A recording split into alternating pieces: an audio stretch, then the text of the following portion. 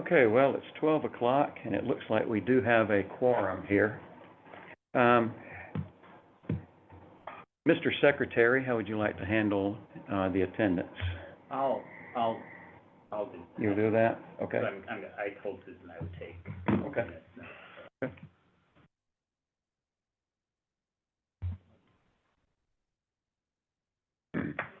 I didn't mean to rush you over there. No, I'm just looking over to show you. George? That later. Here. Jeff? Here. Here. Adam? Here. Mike? Yep. Aaron? Cindy?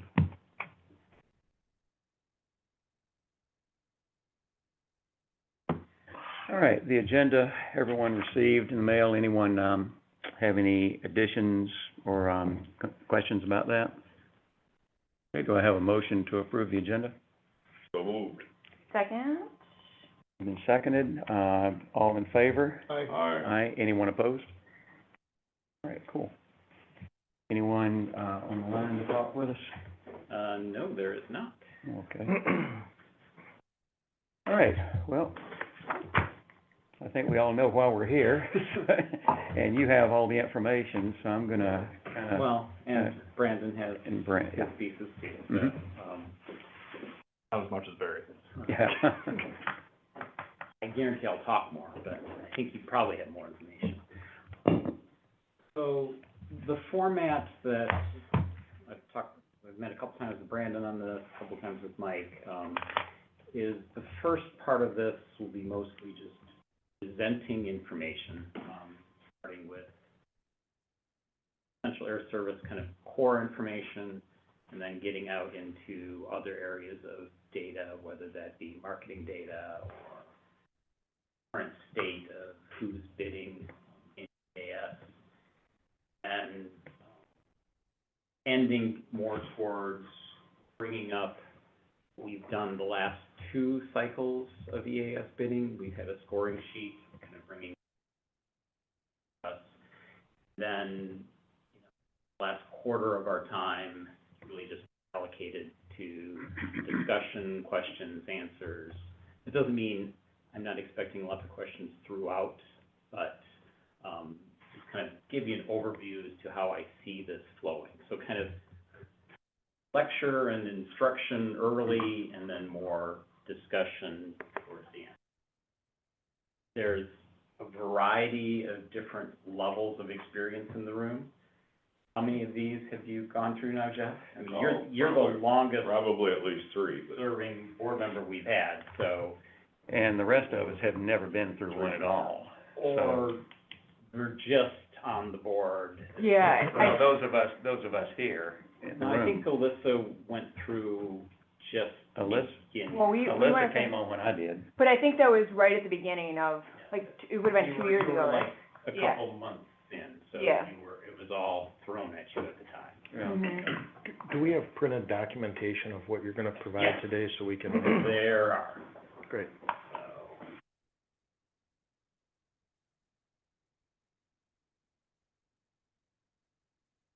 Yep. And if you want, actually, regardless if you want, I'll email everything out, so you've got soft copies, of this, later. I printed differently this time, so I printed 2 per sheet, more of kind of as a place to take notes, as opposed to flipping double-sided and never knowing the orientation, et cetera. So does that make sense to everybody? Yep. Yeah. Okay. So then with that, so what is Essential Air Service? So basic question, some basic background here, and it just kind of lays the framework for details of things that will come up later in conversation. So it was originally created in 1978, after or as part of airline deregulation. Prior to airline deregulation, DOT, US DOT, determined which airports had commercial service. So federal program under the FAA as to which communities had air service, which airlines served which airports, they determined all the routes that airlines flew, and DOT also determined all pricing. So basically, it was a heavily regulated industry at that time, from all the economic aspects. I would say it's still heavily regulated, but today it's more on the safety side of things as opposed to the economic side of things, which is what we had prior to 78. And then after 78, basically all of that economic regulation was removed. So airlines decided where they wanted to fly, and they decided what pricing they wanted to charge. And the federal government got out of that aspect of air. The fear was, at the time, that airlines would basically just abandon anything that was remotely not the most profitable destinations, and whole swaths of the country would lose air service. That's not what happened, but that was the fear. And Essential Air Service was created as part of all of that change to ensure that communities that had air service would continue to have air service, even if it meant financial subsidies by the federal government to make. That initial Essential Air Service program was supposed to expire after 10 years, so in 87 or 88. It was supposed to go away. So it was meant to be a transition from the old model to the new model. But now we're 40 years later and we still have Essential Air Service. So that initial intent, as I think happens with a lot of federal programs, once they come into existence, it's really hard to kill them off. So that's background there. Now, and I didn't mention this in the slides, but as it relates to Manistee, we did not receive Essential Air Service subsidy until 97. So it was 20 years after all of this change before we became a subsidized destination. And what happened in 97 that kind of instigated that was a different set of regulatory changes within the FAA, where basically the FAA, DOT, was trying to standardize a level of safety for all commercial air service. So later we will talk about Part 121, Part 135, and kind of some of those nuances.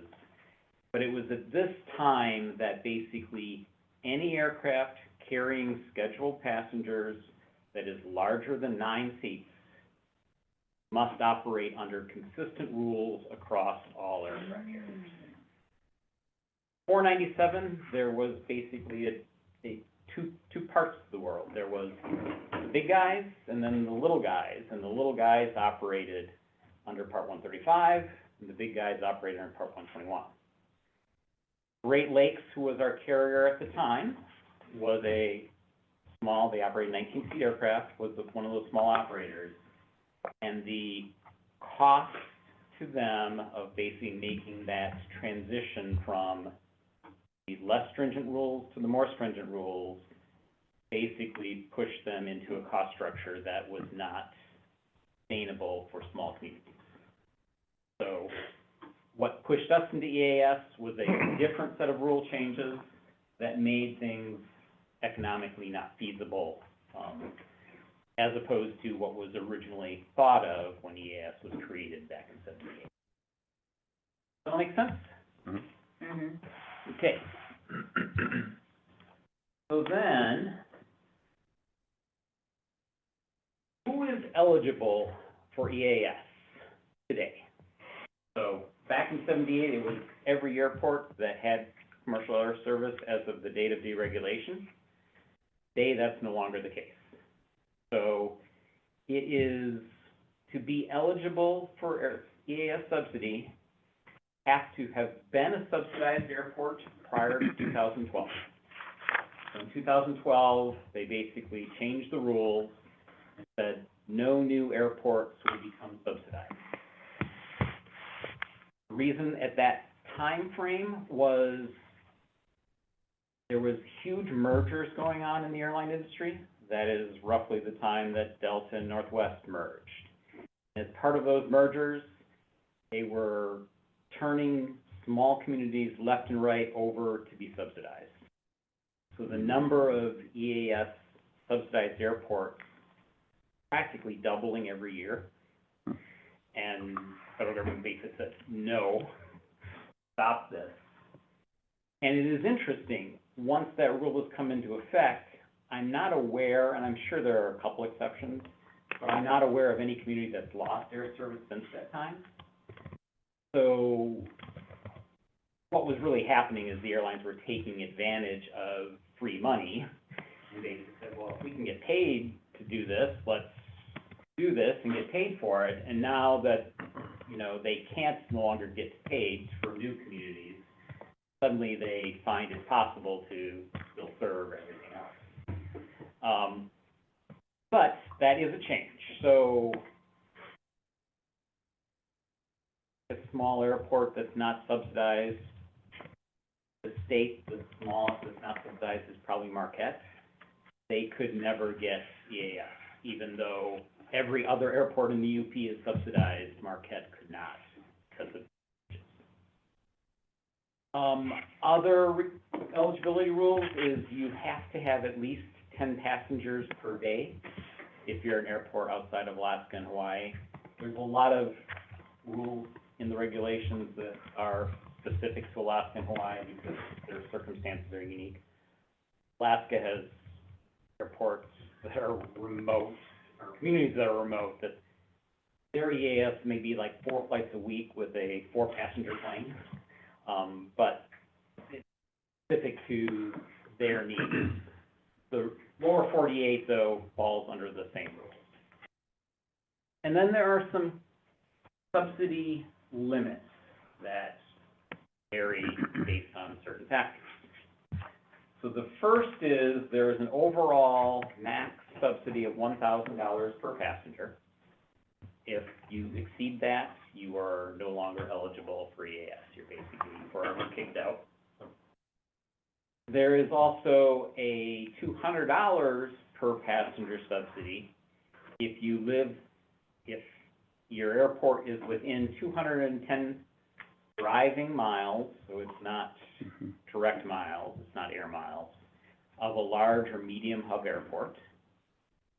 And to give you a perspective of large and medium hubs, a technical definition based on the percent of the total passengers in the U.S. that an airport serves. I forget where the breakoff for large is, but for medium, it's 0.25%. So if an airport serves more than 0.25% of all the passengers in the country, they're considered a medium hub. In our region, Detroit and Chicago O'Hare are large hubs. Midway and Milwaukee are medium hubs. And Midway might recently have crossed over to become a large hub. They're kind of on that borderline. Grand Rapids is considered a small hub, so it does not meet the definition of medium hub. And then an airport like Traverse City is considered a non-hub airport. They lowest definition of hub. Grand Rapids, though, is growing significantly recently, and they're within shooting distance of becoming a medium hub airport. So if they were to become a medium hub airport, we would be subjected to the $200 passenger cap. Currently, our passenger subsidy is about $360. So if Grand Rapids were to change over to medium hub status, we would face being eliminated from essential air service. What do you see as a time frame of the possibility of that likelihood? It's a moving target because as Grand Rapids is growing, a lot of other smaller airports Grand Rapids size are growing. So, and again, since it's a percentage of overall total, as everybody grows, where Grand Rapids has to go, that bar keeps rising. It may never happen, or it could happen within the next few years. It depends on really Grand Rapids' growth rate, and that's hard to predict. They've had significant growth recently with the introduction of lower fare carriers like Frontier flying out of there and those things. That generates a lot of price-dependent demand. So I don't have an answer to that. I mean, I've been worried about this for a while, but when I talk to the Grand Rapids people, they say, we're not sure it's gonna happen. So I don't know if that's just them being, cautiously, on the cautious side and conservative in their planning, or,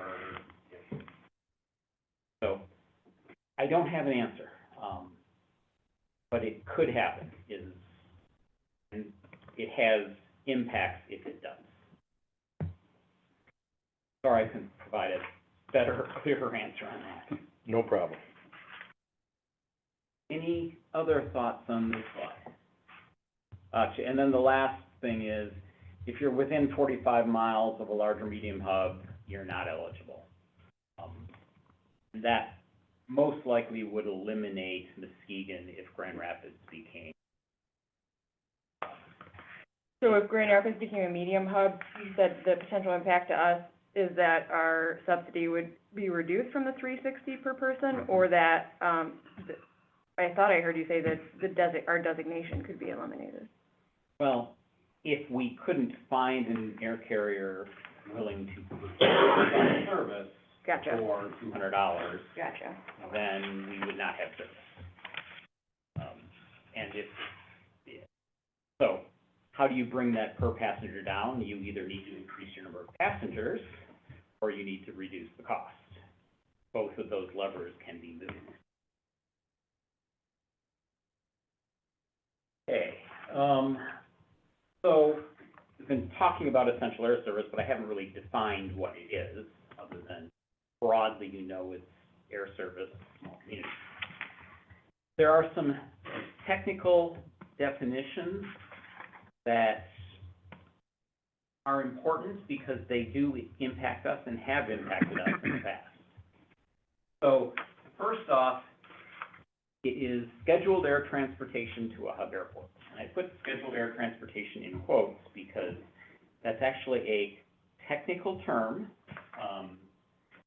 We've had a DOT legal opinion on that directed to us, defining what that term is, because back in 2012, public charters wanted to provide service to us under essential air service, and their operation under Part 380 public charter rules, they were arguing was scheduled air transportation because it was scheduled and it was air transportation, but DOT has ruled that is not, and I'll get into some of that in a little bit. And right now, SkyWest is having that same debate with DOT because they are trying to get Part 380 service defined as scheduled air transportation. Ruled on that. It is a minimum of 2 daily flights, 6 days per week. So 12 flights a week is what is the minimum that's considered basic essential air service. It is service at reasonable times and at reasonable fares. Obviously, that is very vague. So how one argues what's reasonable or not reasonable, but it's in the legislation with exactly those words. It is service with at least a 15-passenger aircraft. Only if you had 11 daily enplanements any year between 76 and 86, and we did not in those 10 years have that many enplanements any year. So we are not entitled to 15-seat or larger aircraft. 9-seat service now. These next 2 points are points I find personally very fascinating, even though in the 15 years I've been involved in this, I've never seen anybody, either airport or DOT, discuss this factor, but it's in the list with all of these other criteria. And it says that your minimum basic service is service with less than 50% load factor if your aircraft size is 14 passengers or less. And so we are in the case of 14 passengers or less. And in the 36, 39 months that Cape Air has been here, every single month of those 39 months, they have had a load factor of greater than 50%. So according to that definition, we are not receiving our basic level of service because our planes are too full to handle our demand. When you say basic level of service, do you mean basic level of subsidy? This definition here is the basic minimum level of service that is defined to be essential. So as a community eligible for subsidy, we are guaranteed these bullet points of service, or greater, but we cannot have less. We can waive these if we want to, and that will come up in this. So as we look forward, this to me is rationale for us to be working with Cape Air and or others to say that we need more capacity than what we're being provided because we're entitled to it. Yeah, and forgive me for the questions, and if you'd No, like me to no, hold them, you- I can. Please, please. But you made a comment a few moments ago about us being put in a category of a 9-passenger plane, based on some criteria here. We can't, so, I'll go down a couple. So service with twin engine, 2 pilots. We have used that clause to reject certain bids in the past that we didn't like because they didn't meet the criteria. Because in the years 76 through 86, we did not have at least 11 passengers, we cannot reject a carrier that operates 9 seats, whereas we can based on other factors. Whereas other airports could just flat out say, I don't want 9-passenger service, and you can't make me take that because it doesn't meet the minimum level of service I'm entitled to. Would that only be in the circumstance of a one bid to our request? One carrier saying we're gonna serve Manistee, that carrier only offering 9 seats? And if we had 2 It would carriers, eliminate them or potentially eliminate them from being considered. DOT could not accept that unless we waived our right to that level of service. Does that answer your question?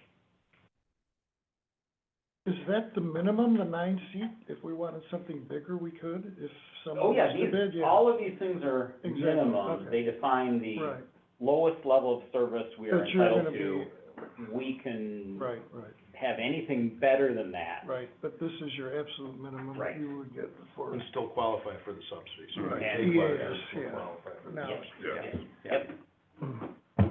Basically what it is essentially that 15-passenger service Sure. and those, that day, 11 daily employment minimum between 76 and 86, because we didn't meet those thresholds, we get the 9-seaters thrown in as this is eligible. Yeah. Right. Yeah. And essentially, there's other qualifying criteria that This we've is had your through the basic review minimum you process. could get, right. Right, where other carriers, single engine, have bid, we have been able to essentially have discussion locally, very, correct me if I'm wrong, but saying that that is a less advantageous desire for the community based on that minimum threshold criteria. So it's, it's one of those evaluation points, I guess, is the big thing. I already mentioned the twin engine two pilots. So this is one of those criteria that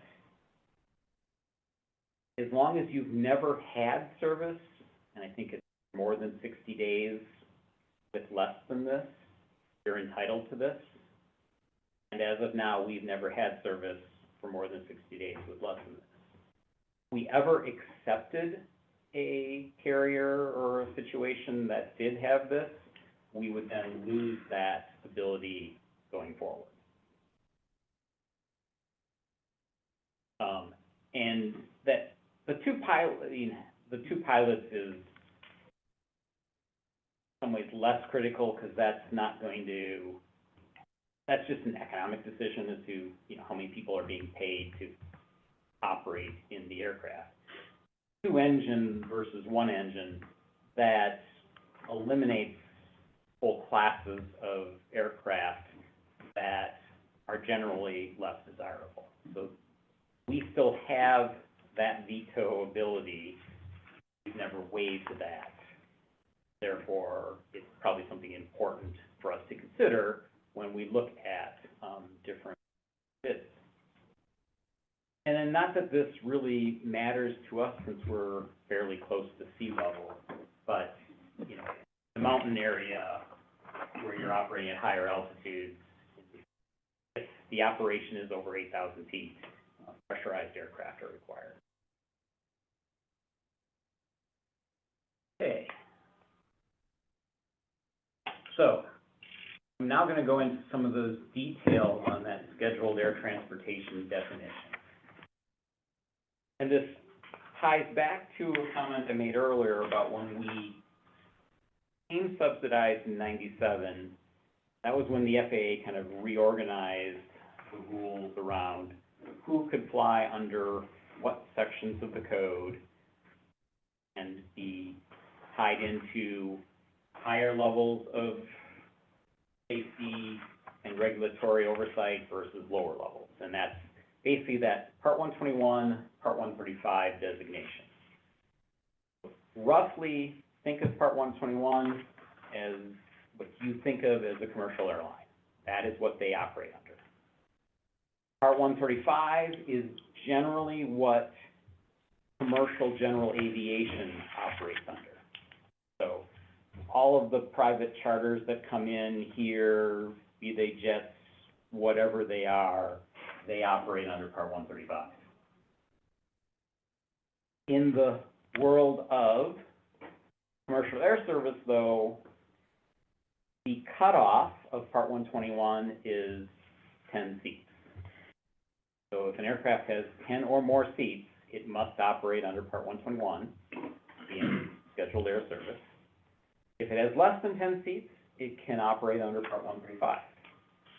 That is why in essential air service now, didn't used to be the case, but is now the case, that there are these 9-seat aircraft operators because they base the max that you can use to operate under Part 135 under a lower cost structure more efficiently and be providing scheduled air service. So that's there. Then there's this Part 380, and that's public charter air service. And that, we've had that in the past. That's what public charters operated under. That was the model they operated. Some of the carriers that are providing essential air service now operate under that model.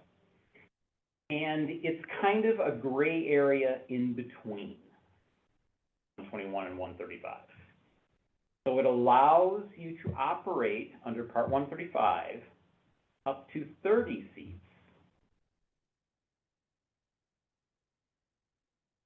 In a scheduled manner, but you're not technically scheduled air transportation, as per the DOT legal opinion issued to us in 2012. And why this gray area exists is there are other economic protections in place in a public charter model. So in a public charter model, there are two companies involved. There is the aircraft operator. They operate the aircraft basically as a charter or hire under Part 135, and they can do that up to 30 seats. And then there is essentially the marketing entity that is marketing and selling tickets. Those are two different entities. All money that is basically paid for tickets has to be escrowed until the flight actually operates. So there are economic protections in place and loopholes to jump through to make that happen. And it's because of those extra consumer protections that the FAA has kind of allowed these to operate under Part 135, even though they're larger than 9 seats. But DOT does not consider that scheduled air transportation, even though it can be scheduled and it is air transportation. They don't consider that under their definition. And the downside of that is what? They don't get a subsidy, or why do we care? Well, the reason we care is that because it's not scheduled air transportation, and essential air service is scheduled air transportation to a hub airport, it is not eligible For the subsidy. for essential air service. There's a loophole, there's always loopholes, of alternate essential air service where it can be considered. I'll touch on that later. Okay. And that is what we were operating under from 2012 to 2020, was under alternate essential air service. And obviously, because Cape Air is hell-bent on keeping the planes they have, they must see a business advantage in their philosophy to fly under, what is it, 135? 135. 121? Yeah. Mhm. So, There's gotta be some driving, they don't wanna have any discussions in regard to upsizing their planes. it's all about the cost to operate service. Your costs go up significantly under a Part 121 model. Well, I think some of that is gonna come in the last two bullet points there when you talk about capital. Well, that's one of the things that's more recent, but Well, there are and I other, mean, because back right. in 97, that wasn't an issue, but yet it still drove Great Lakes to Yep. want to pull out because they couldn't economically provide service to small communities anymore under additional regulations. So I already mentioned the next bullet. SkyWest is currently petitioning DOT to recognize Part 380 service under the definition of scheduled air transportation. And that federal docket has hundreds of comments. Southwest is against it, these companies are for it. I mean, it is generating a lot of discussion. And it's been out there for almost a year and no action has been taken on DOT's part as of yet. So one of the differences between Part 121 and Part 135, and it kind of relates to some of the things that we see here, is that in Part 121, as a result of changes that occurred roughly a decade ago in the rules, all pilots have to basically have the same level of training, regardless of whether they're the captain or the first officer in the aircraft, which is a minimum of 1,500 hours. Under Part 135, the captain still needs to have that level of training, but the first officer needs to be a commercial pilot, which is 250 hours now. In practice, most commercial pilots, being first officers in a 135 operation, have got more than 250, but they've probably got significantly less than 1,500. That change in rules is one of the reasons we have a pilot shortage today. Because 1,500 hours, that's roughly 4 years of a lot of flying. How does anybody who's getting a pilot license get to that level of experience so that they can then get into an airline. It's very hard. There are hour building jobs out there, but there aren't enough to generate the needed I think we need 5,000 pilots a year, for the industry right now. There aren't enough of those to generate that. And it used to be the case, prior to this rule change, that the small regional airlines, they were basically the training ground. So you went into the regional airline, you basically built up your hours, and when you got to your, requisite amount, you then moved up to the main airline. Now, even those regional airlines have to have the same level of experience. So if you're flying a 777 or a 30-seat, aircraft, you need technically the same level of training to operate either. Yeah, There is they've no all longer- changed after the Buffalo crash, Yeah, Yeah. where they're small regional jets. And then they put all that on top of it, and the rest of the world doesn't require this either. correct. Yeah. This is a US only. People can thing. fly in and out of the US without that kind of numbers. Well, that's fine, but every airport, every small regional airport in every state in America is saddled with this burden and has to Right. figure it Yes, out. and it's a problem. And to Jeff's point earlier, this is a reason Cape Air operates under Part 135, because they still can employ, they've got a big pool to choose from. Their issue, as we've seen in the past year, is they train all these people, and then a week after they get trained, they leave Cape Air and move on, and then, yes, Cape Air is providing a great service to the industry, but they're not able to actually operate because their people just keep leaving quickly.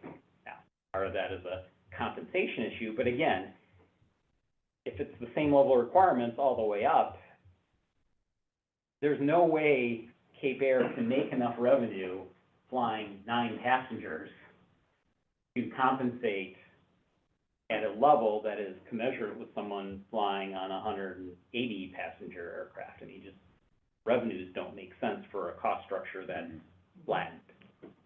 So, background on some of these differences and how scheduled air transportation falls into that definition. This next slide should be fairly obvious to everybody, but I just kind of lay it out so we can think of the timeline and the steps that happen here. So the EAS selection process. So DOT issues an RFP requesting proposals from airlines. They generally do this about 6 months prior to the end of the contract, which will be, roughly next month, which is why we're scheduling this month. They generally give air carriers 1 month to respond to the RFP. Then, once those responses come in, they send all of those proposals to the community for community comment period, and generally give us a month to get them feedback. What we do in that period is up to us, but traditionally, we've scheduled a special meeting and had Zoom, now that we are online, interview the different carriers, let them explain their proposal, why they're the best thing for our community imaginable, which is what they always say. Then, we make kind of our selection, although it's really just a recommendation. We'll talk about it in a minute. Then DOT takes all of that information and then they go through their internal process, which usually takes a month or two. They make their selection, and then that gives the airline 2 to 3 months to start service. Now, 2 to 3 months seems like a long time, but they can't sell a ticket until they've actually got notice that they're going to get the award. So 2 to 3 months lead time for ticket sales isn't that long if you want to start with actually having some planes full. And then there's just a lot of logistics for a new carrier to come in, IT, equipment, people, hiring, there's lots of things that have to happen, so. So that's roughly the time frame and why, even though our new contract will start October 1st, why we're doing this now. Mhm. DOT selection criteria. This again is defined in the statutes. There's basically these 6 criteria. Demonstrated reliability of the airline. Again, that's something that is not a hard measure, it's kind of a soft measure. There aren't specifications on what that really means. Arrangements with larger carriers for connectivity. Interline agreements, which is a more specific version of the one above, but they're called out separately.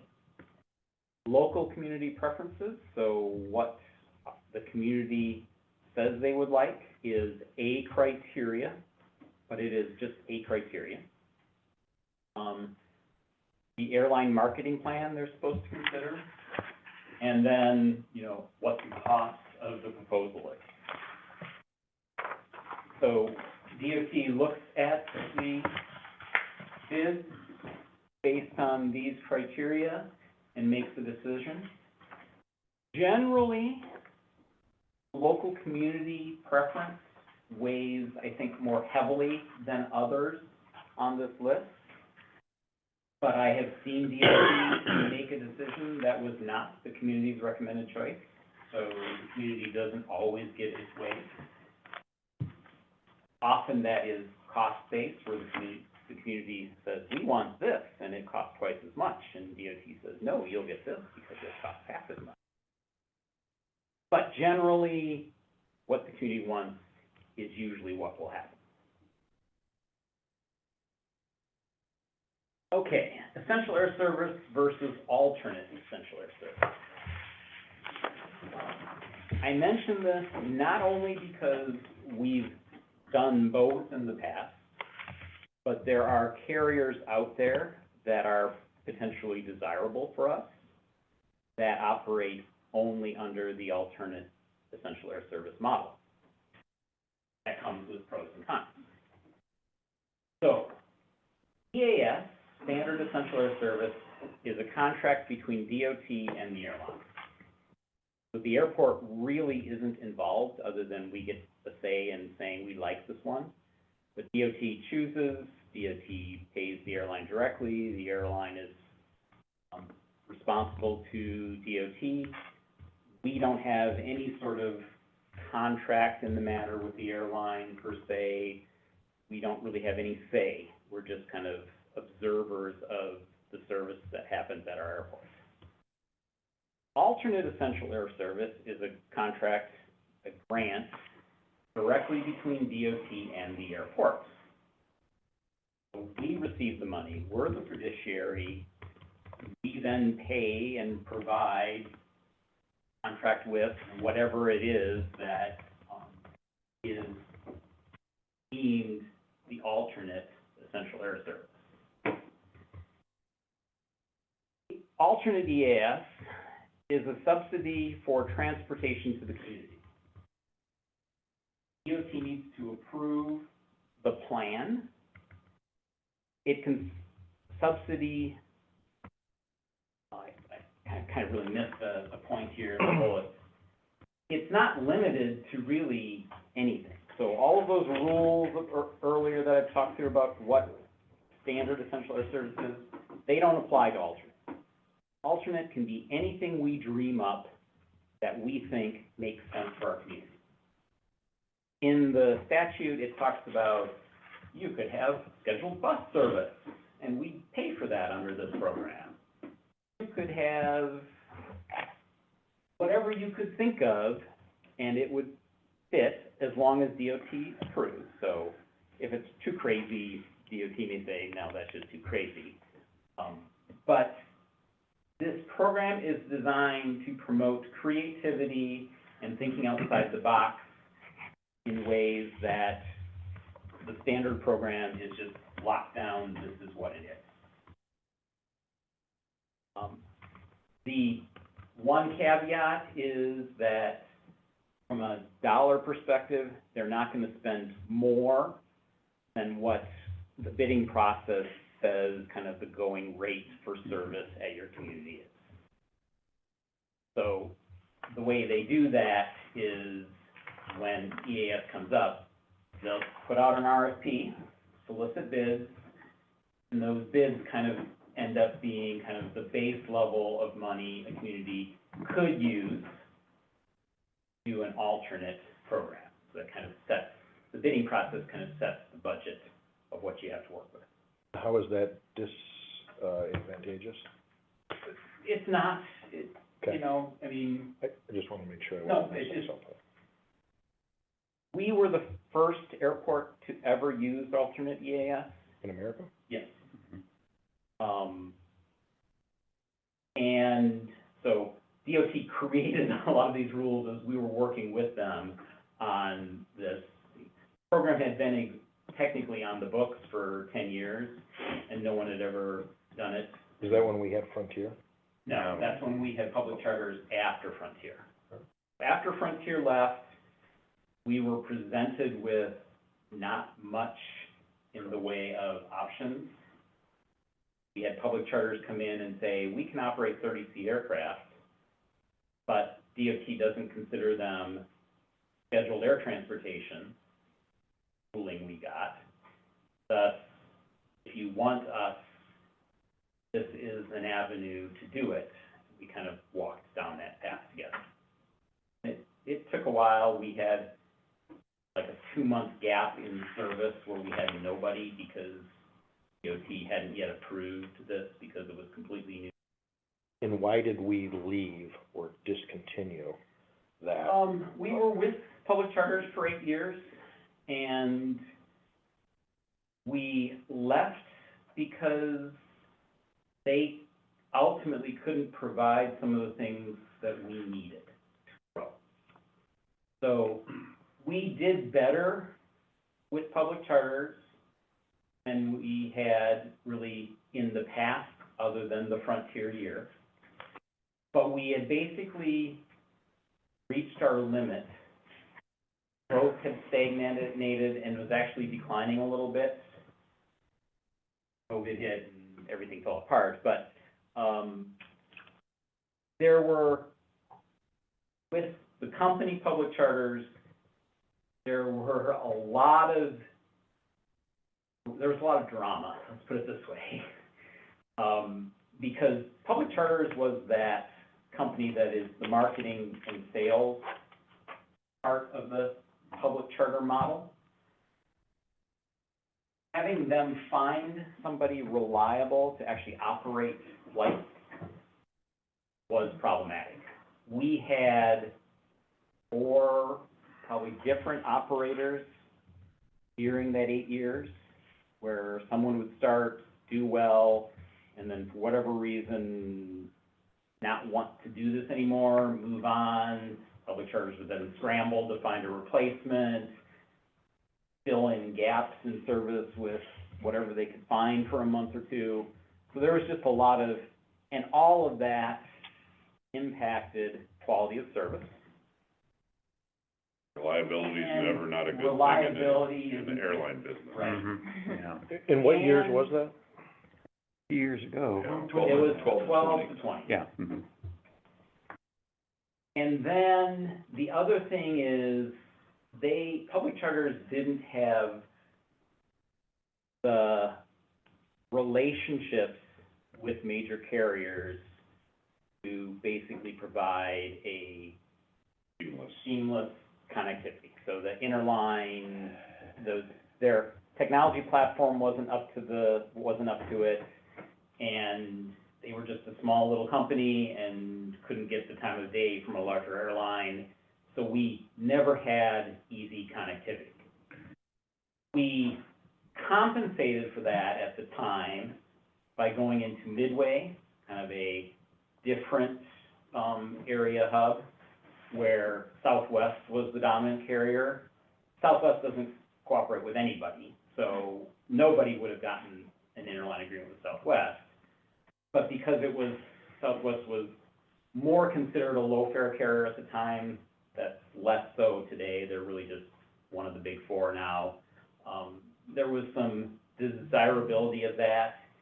No other airport in northern Michigan flew into that airport, so for those that found that convenient in the Chicagoland area, you know, we were a draw for that. But again, those are all reasons that we did well enough, but we're just stagnating.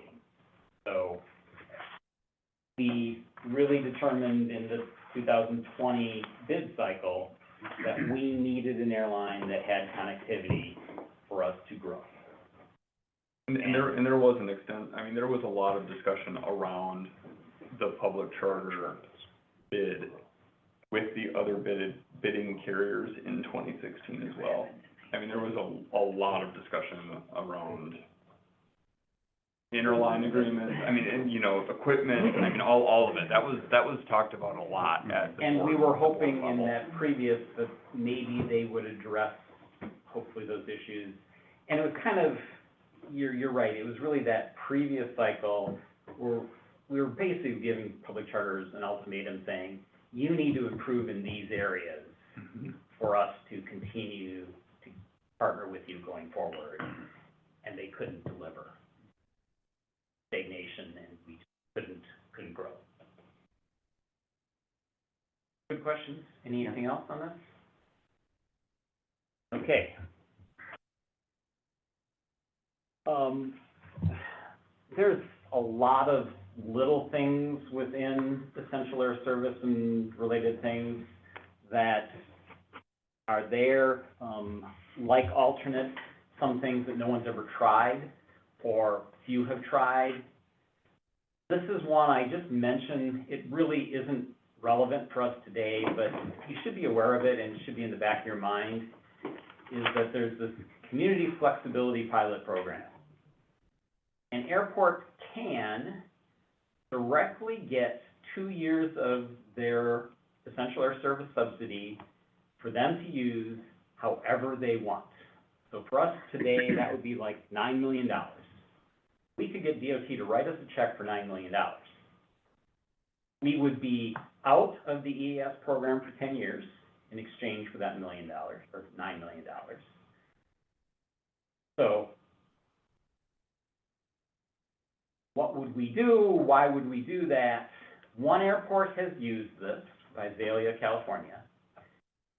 They used it, I think, under the only circumstances that most airports would consider that. Their subsidy had gone over the $200 cap. They feared they were going to get kicked out of EAS anyway, so they said, let's just take 2 years worth of money, since we think we're going to get kicked out anyway, and I have no idea what they did with it.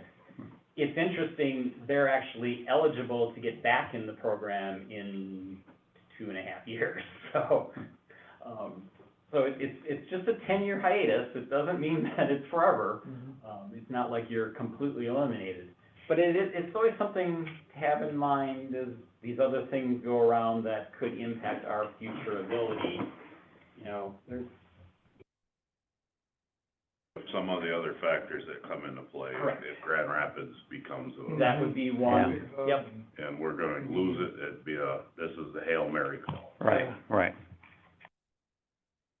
Barry, a question on that when it comes to the medium large hub piece. If Grand Rapids were to become a medium hub, because it's percentage of total passengers flown across the country, what happens if, let's say, Allegiant decides to no longer make that a focus city? Let's just use Allegiant as a reason to They would push probably over. stop being a medium hub. And then we would then fall under Go back that to normal. reclassification. So it is an ebb and a flow in both directions, not just Because one or the they're other close, with hiatus. it would not be surprising for them to go in and out.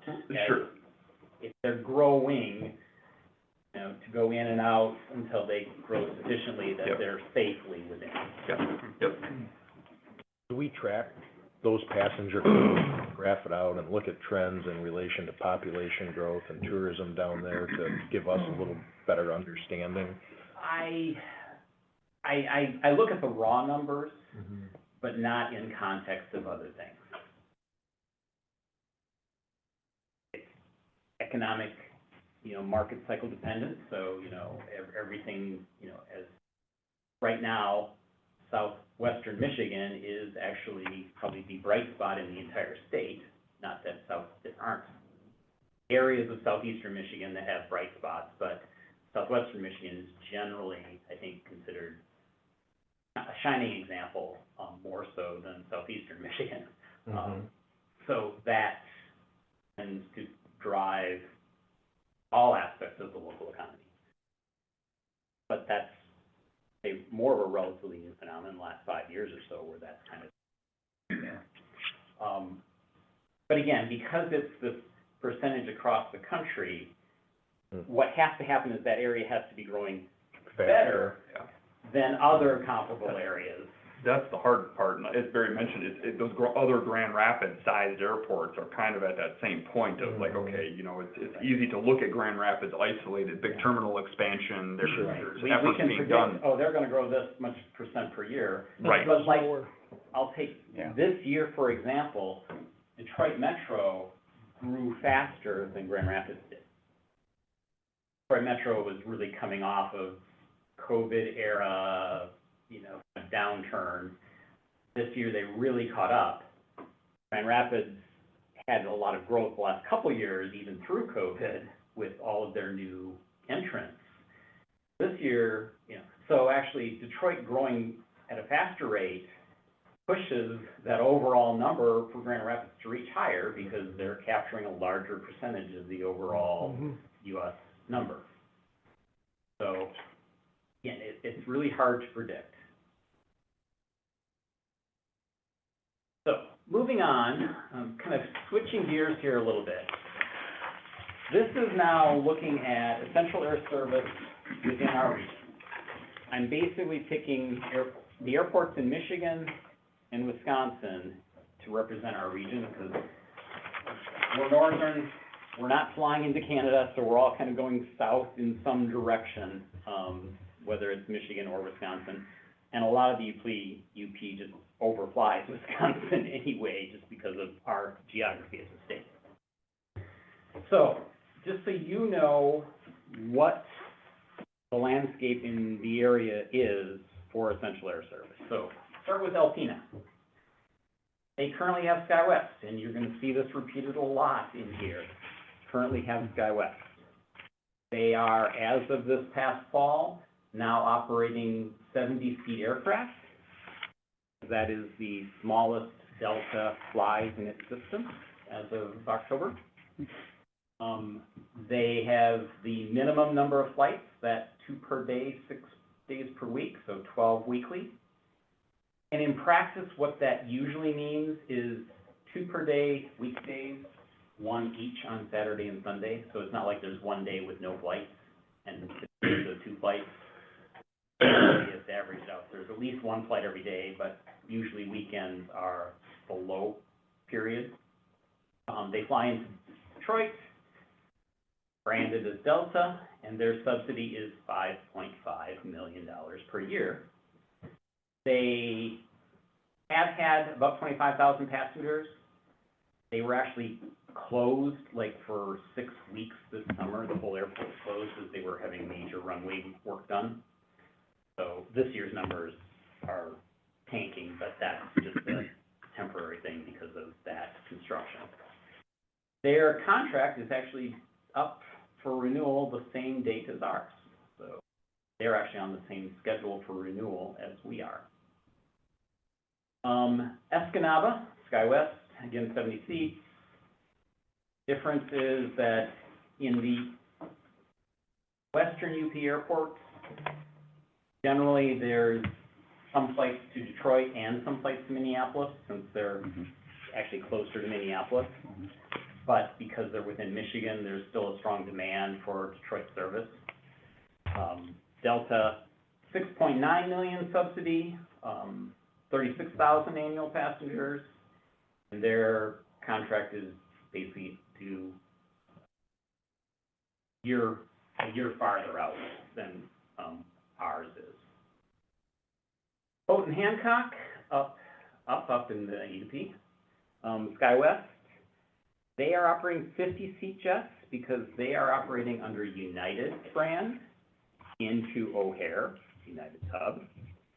14 times weekly, so they actually have 2 flights every day.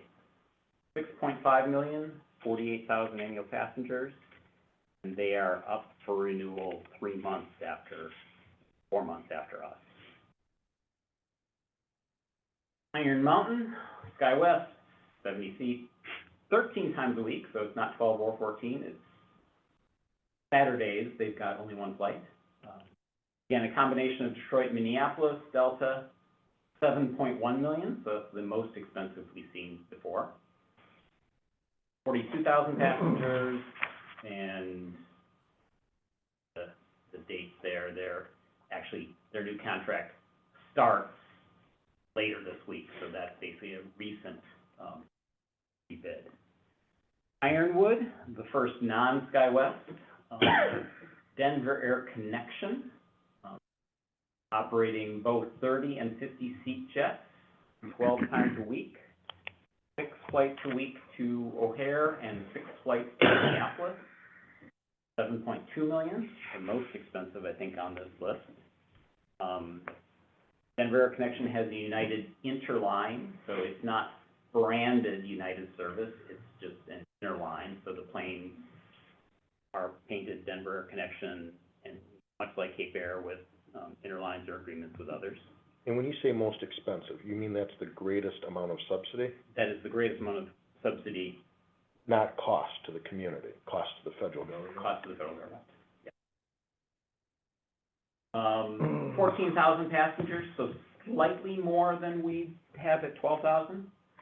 And their new contract recently started a few months ago. Cape Air, 9-seat service, most frequency, so 14 times off-season, 29 times a week in the summer.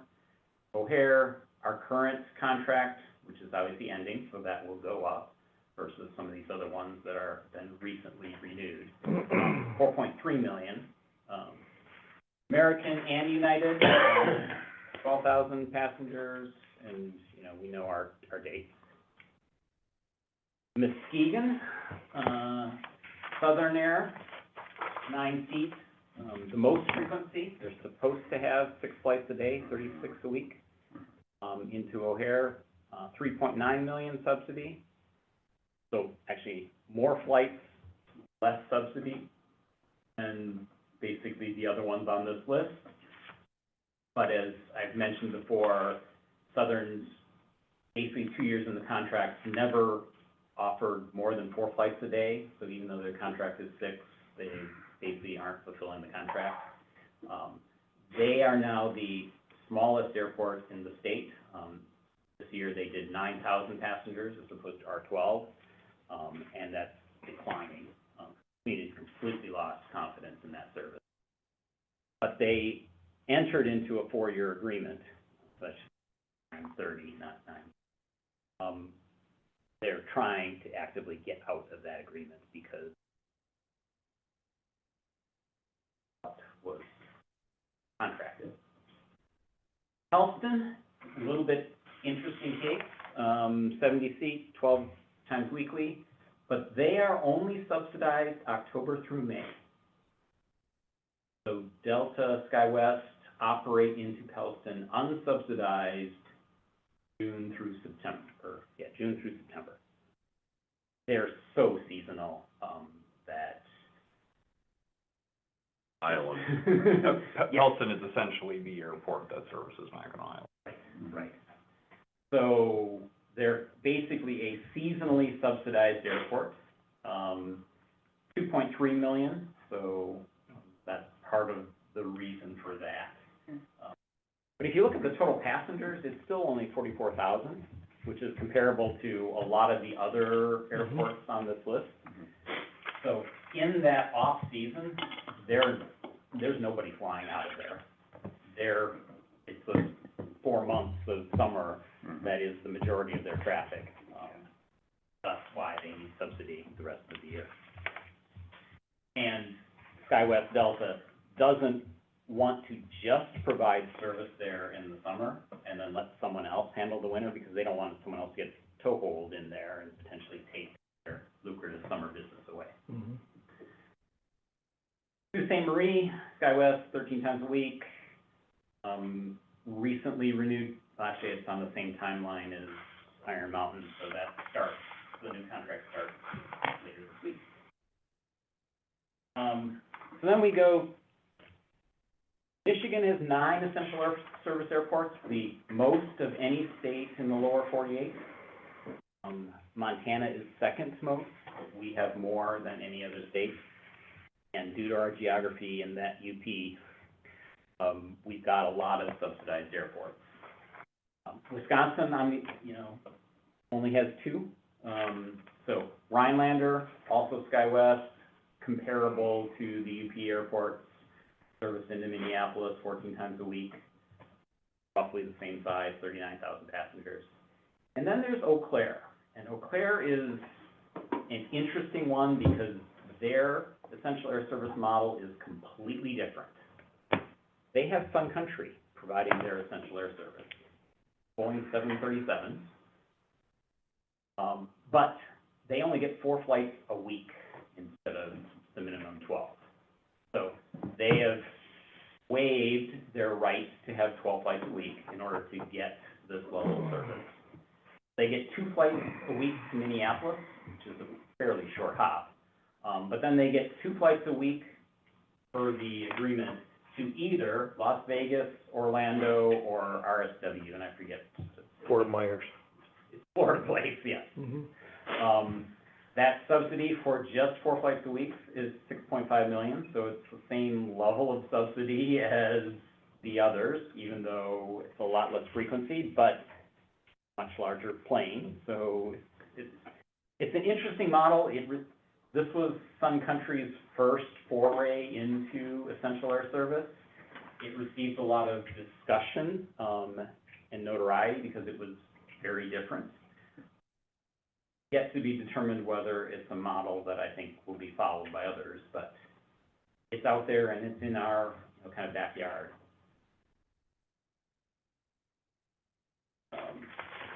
So then, talk about FAA reauthorization. So every 4 years, theoretically, the FAA, Congress passes a reauthorization bill, which basically sets funding levels and the ground rules for the FAA for a 4-year period. That current bill expired in October. Congress was working on a new bill last year, but never completed that effort. And this historically is a common occurrence where bills will expire, they'll issue continuing resolutions for 3 or 6 months to extend the FAA's authority, basically keep status quo while they politically discuss what the future is going to be. This is the vehicle that Congress usually takes to make changes to essential air service. So usually in new FAA reauthorization bills, there will be tweaks to the program. Usually there are proposed amendments to eliminate it completely. Those usually don't get much traction, but, and it's interesting, you can consider EAS to be a classic federal pork barrel type program. Why are we spending all this money? But if you think about the recipients, they're generally rural areas, typically are Republican controlled. So it's a pork barrel that goes to a constituency that doesn't normally get it like others do. So the politics behind it are interesting sometimes. This past year, the House proposed a bill, it went through committee, and the House approved a bill. The Senate basically didn't get anywhere, so that's why nothing ultimately happened. But in the House bill, their changes to EAS, which again, didn't happen, but it kind of gives you a snapshot as to what maybe they're thinking. The House being Republican controlled though, maybe a different perspective than a Democratic controlled Senate, where they have to then negotiate through compromise the ultimate result. But it is a snapshot. Their changes, the essential changes are moving that $1,000 subsidy cap down to $500. So whereas $1,000 isn't, for us, yes, we're expensive at $360, $1,000's a ways away. $500 isn't that far, given our current employment, given that we're going to go through a new bid cycle, which is gonna be more expensive than the previous one was, just due to inflation, if nothing else. We could be getting close to that $500 cap soon. They added a clause in there that no essential air service to cities that are over 650 miles away, thus eliminating Sun Country's new service model. And this is probably maybe the most critical, is that they're introducing a concept or proposing a concept of a 5% local cost share. Because right now, it's 100% federally paid for. This would basically put us on the hook for 5%. Currently 4.5 million, let's say that goes to 5 million, that's $250,000 a year that we could be on the hook. That's a lot to cough up for a small community. That is potentially the most significant change I've seen in a long time being floated. It did pass the House this year. The match requirement passed Yes. the House, you said. None of this went anywhere. It's an election year. None of this is gonna happen this year. Everyone's gonna wait and see what the new structure of Congress is and who controls what. But based on that, in talking with Andrew Bonney a couple weeks ago, my call with him, Cape Air is obviously monitoring what's going on at the political level because it impacts them. They provide a lot of service, so therefore this is a big part of their overall revenue stream. What he said is, it seems that they're kind of behind the scenes gravitating towards a compromise that is that $500 cap, but that eliminates the current $200 cap for being close to a medium or large hub and just replaces it with a flat 500, which would take away the Grand Rapids risk from us and doesn't include the 5% local cost share. So, but again, that's just current status of negotiation. Who knows what can happen in the future? So if we sign a contract prior to new legislation being passed, Yep. I would assume we're not subject to the terms of the new legislation, It or are we? depends on, sometimes legislation will say explicitly, this does not apply to things entered into before the state. Other times, it will be immediate effect. How often? And in every contract that DOT says, there's clauses in there that says, this is only valid as long as continued authorization by whatever allows this contract to be enforced. Do we talk to our congressman's office with their liaison to DOT to try to understand that? At times we have, Currently? this past year I have not, We've had calls with Bergman's office, we're under a different congressman, we haven't had that kind of conversation. and with Bergman, because he represents the UP and the majority of the ES airports in the state, he's getting it from many channels. What is interesting is for us in Michigan, at the Senate level, not Stabenow, but Peters, he's actually on the committee that basically represents, this all falls under. So he's actually the one that we probably need to be reaching out to at the right time. The Senate didn't even pick up, the bill was introduced and never went anywhere this year, so it didn't even get discussed in committee. But when the Senate gets to that point, yes, that would be appropriate for us to be at least being involved so we know what's happening and can provide input and just information into that process as appropriate. what was really at the heart of my question is if there's a local match for the community, trying to get out ahead of that and financially plan for it, so we're not, in a contract. Right. That we have no way to fund our match. Correct. And Yep. it just seems front burner to me. Now, Hangar rents will go way up.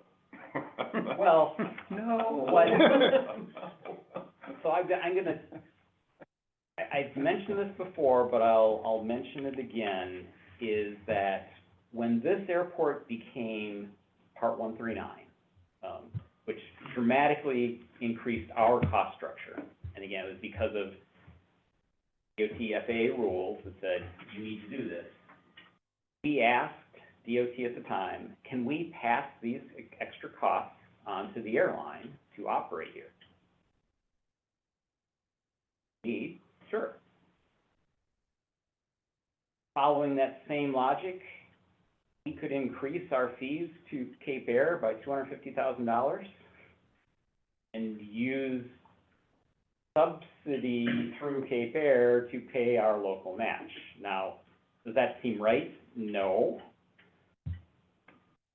But at the same time, it's not necessarily wrong either. So I think there are loopholes that people haven't thought about in what's being proposed that make it not workable or not accomplishing the results that they're trying to accomplish. So there are potentially avenues, but yeah, we need to. That's what I was looking for. Yep. Well, and another piece to that too is just when you look at the other Michigan airports who, participate in EAS in the region, their tangible number of employments allow them to tap into a greater level of funding, which could potentially cover something of that nature. So, I mean, when you look at the EAS airports that are listed here, let's say that they have yes, they also have a greater subsidy, so 5% is going to be a greater impact, but, I mean, when you look at the fact that the ones that are hitting over 10,000 local employments are getting a additional revenue source of. Huge.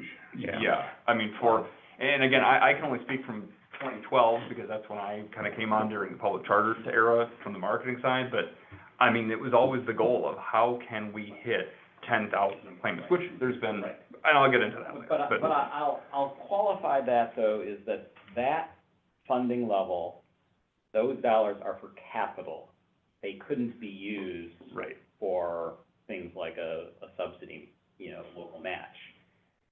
But to your point is for every passenger that flies through our airport, or basically any airport, the local airport is collecting a $4.50 passenger facility charge. Those dollars are basically, can be used much more broadly. For us, that's about $25,000, $30,000 a year at current passenger levels.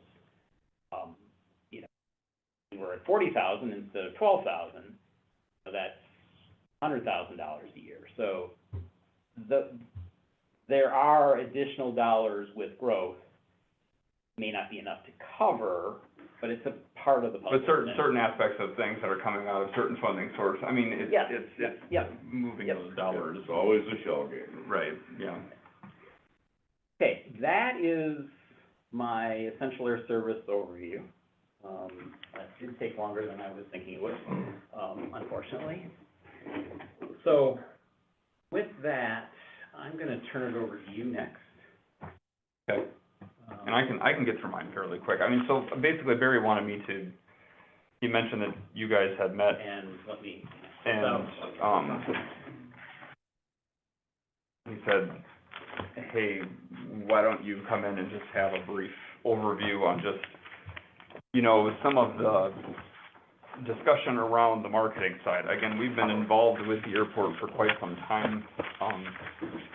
My agency's focus is in destination management, so we deal with a lot of destination marketing, entities throughout the state of Michigan. So, this is our only airport that we're involved in, but the meat of it is still, there's still a formula that is involved with any of this work, and essentially, it has been a very interesting process, a highly educational process from when we started, when this airport was one of the first that took on the alternate component, working directly with public charters, the framework of all of that. So I went back and I dug into historical information from public charter era, cross-referenced that with, okay, trends and, you know, our markets, and just, the reason I wanted to bring up the employments piece is board direction from 2012, well through the public charters era, was when we realized the potential with Frontier, that 10,000 employments became a reality for us, and that public charters, after the bids were submitted, after Frontier left, there was no real viable solution that could get us close to that number than that alternative component. And I know I'm greatly oversimplifying that, Barry, but It was the best option we had at the time. right, based on a lot of different factor and criteria. So the Chicago market was one that posed the greatest benefit to try to obtain that number based on the passenger volume potential of those seeking a northern Michigan destination. You know, we targeted a lot of individuals that were the VFR, which is visiting friends and relatives. That was a big market for us in the public charter era.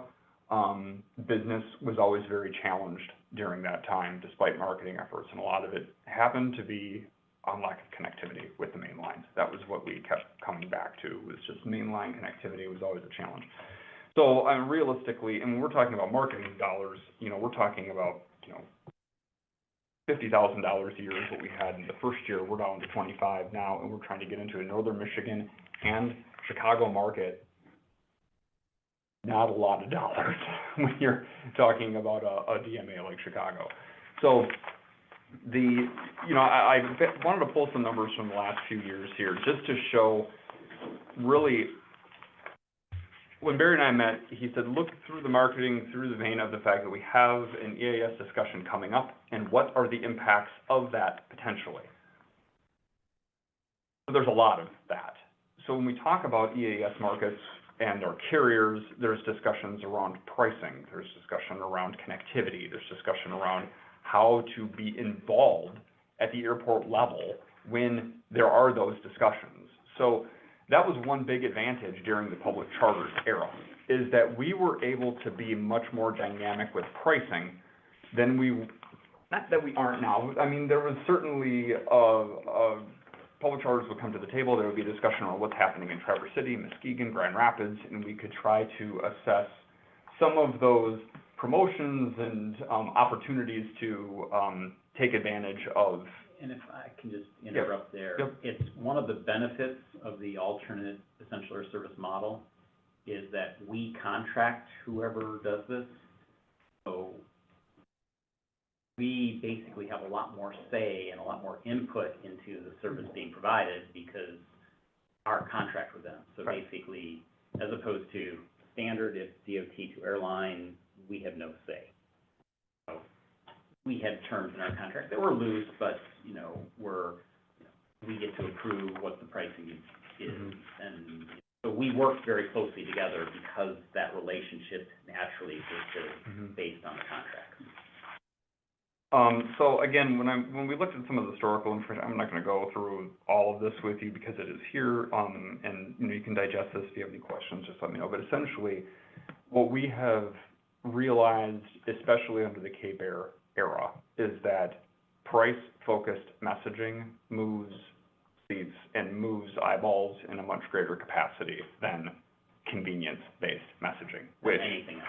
yes, which is a large departure from some of the era of public charters, which a convenience-based message was much more important, partially because our connectivity was not there. So when people were talking about easy in, easy out, we were providing that service. So, you know, there was always a quantifier of, okay, yes, it's easy to get in and out because we're flying into Midway. We were essentially a taxi service in the air between Chicago and northern Michigan, and we're oftentimes much more competitive from a price standpoint, especially when you started to overlay parking costs and things of that nature out of Traverse City or some of the surrounding airports.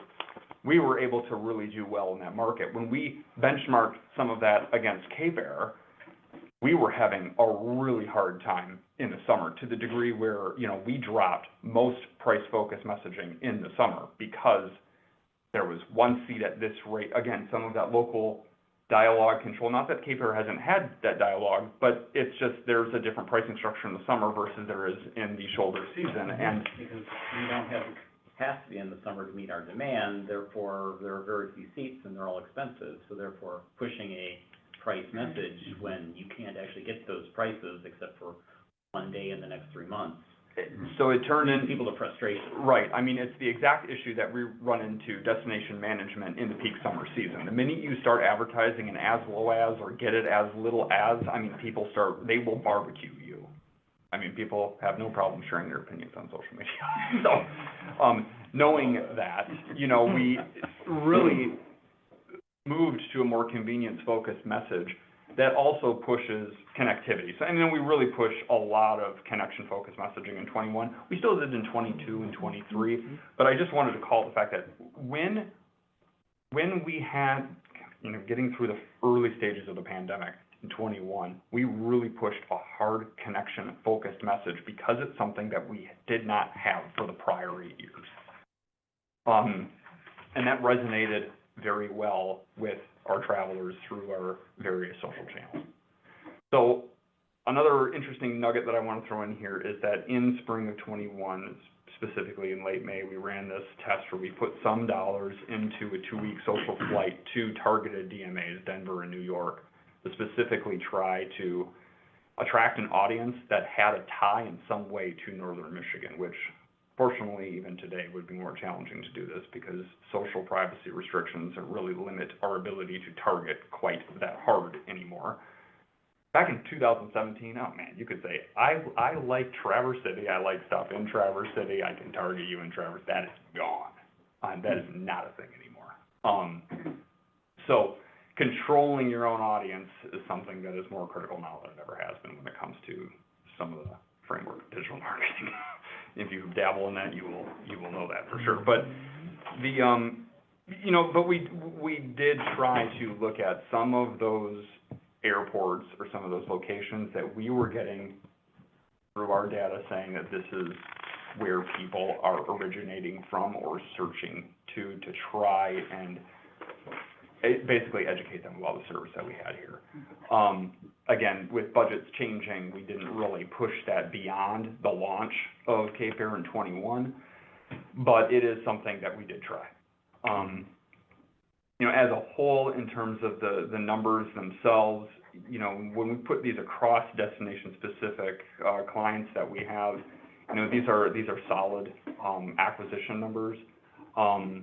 You know, it's a little bit different because here we are actually selling an actual product as opposed to a destination or an experience. You know, but we certainly have data to suggest that, okay, yes, people are clicking, they're going in, they're potentially searching for a fare. But again, very similar to public charters era, once they go inside of that kind of Cape Air ecosystem, Or other airline. yeah, or, you know, because they're pushing. We don't know where they fall off. Exactly, so, right, yeah, so in my world, it's basically cart abandonment. I don't know where they're abandoning. So are they abandoning at price? Are they abandoning at lack of option? We don't know that. Do we take the opportunity to survey our passengers and ask them direct? We have not done surveys. I think we used to do it under public charters very regularly. Under Cape Air, I think we've done twice, not recently. It seems to me it would be interesting to see what airlines are they connecting on to. Do they connect on or don't they? We have information on that, so I can tell you that. Current? Yes, because passenger facility charge, the airline collects that, so they're basically flying on. So every month I get a report of how many basically are flying on each airline. And it is roughly 50% fly Cape Air just to Chicago. I'd say probably 40% are connecting on American somewhere. Then the remaining 10% is just mostly United, but a few other Alaska, a few other random things. So it is mostly Cape Air and American and other. There was a summer, probably summer of '21, where United was doing more than American. That was just because American was not pricing competitively compared to United. So definitely price driven, because convenience of choosing American or United, if you're in a search engine, what's lower fare?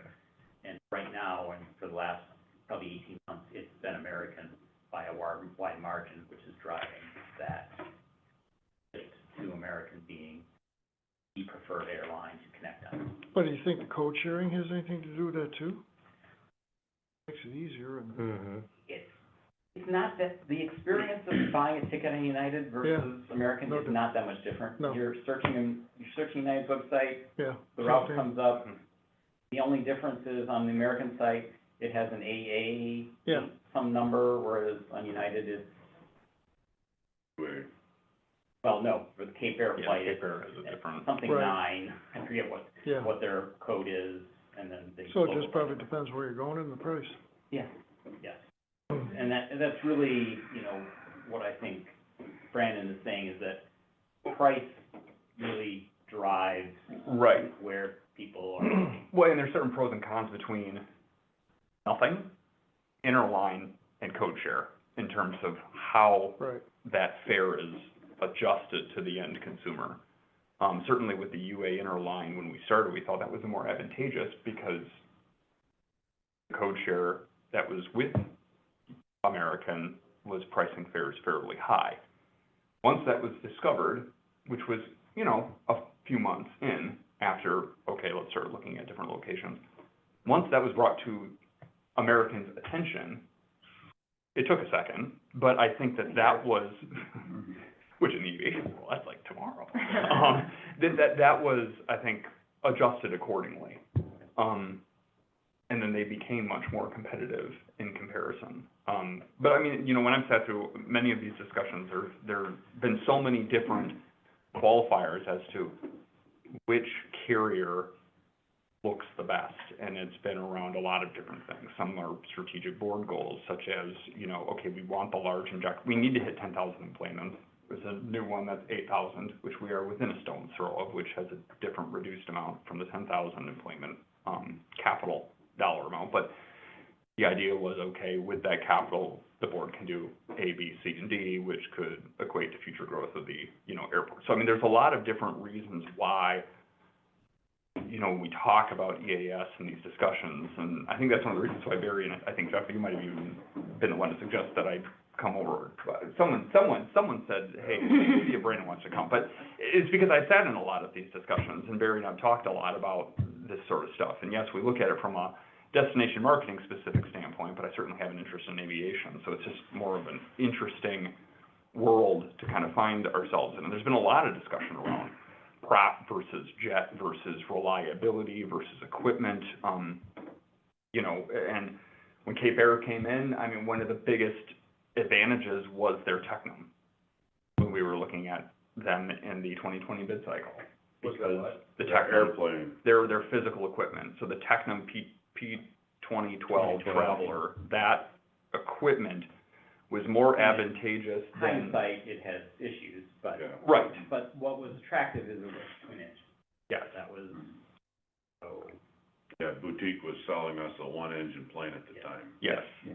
So, you know, as opposed to Cape Air's 402s, which were an older, out-of-date twin-engine Cessna, you know, so Boutique was flying, Pilatus PC-12s, and that was a single-engine aircraft, more of an executive-level experience, but I don't want to, I certainly have my own opinions of Boutique Air, but I mean, some of how they were and I'm, selling that's going my in. next. Okay, is to okay, talk I'm not about gonna get into carrier, that. So you don't So- need to talk about that.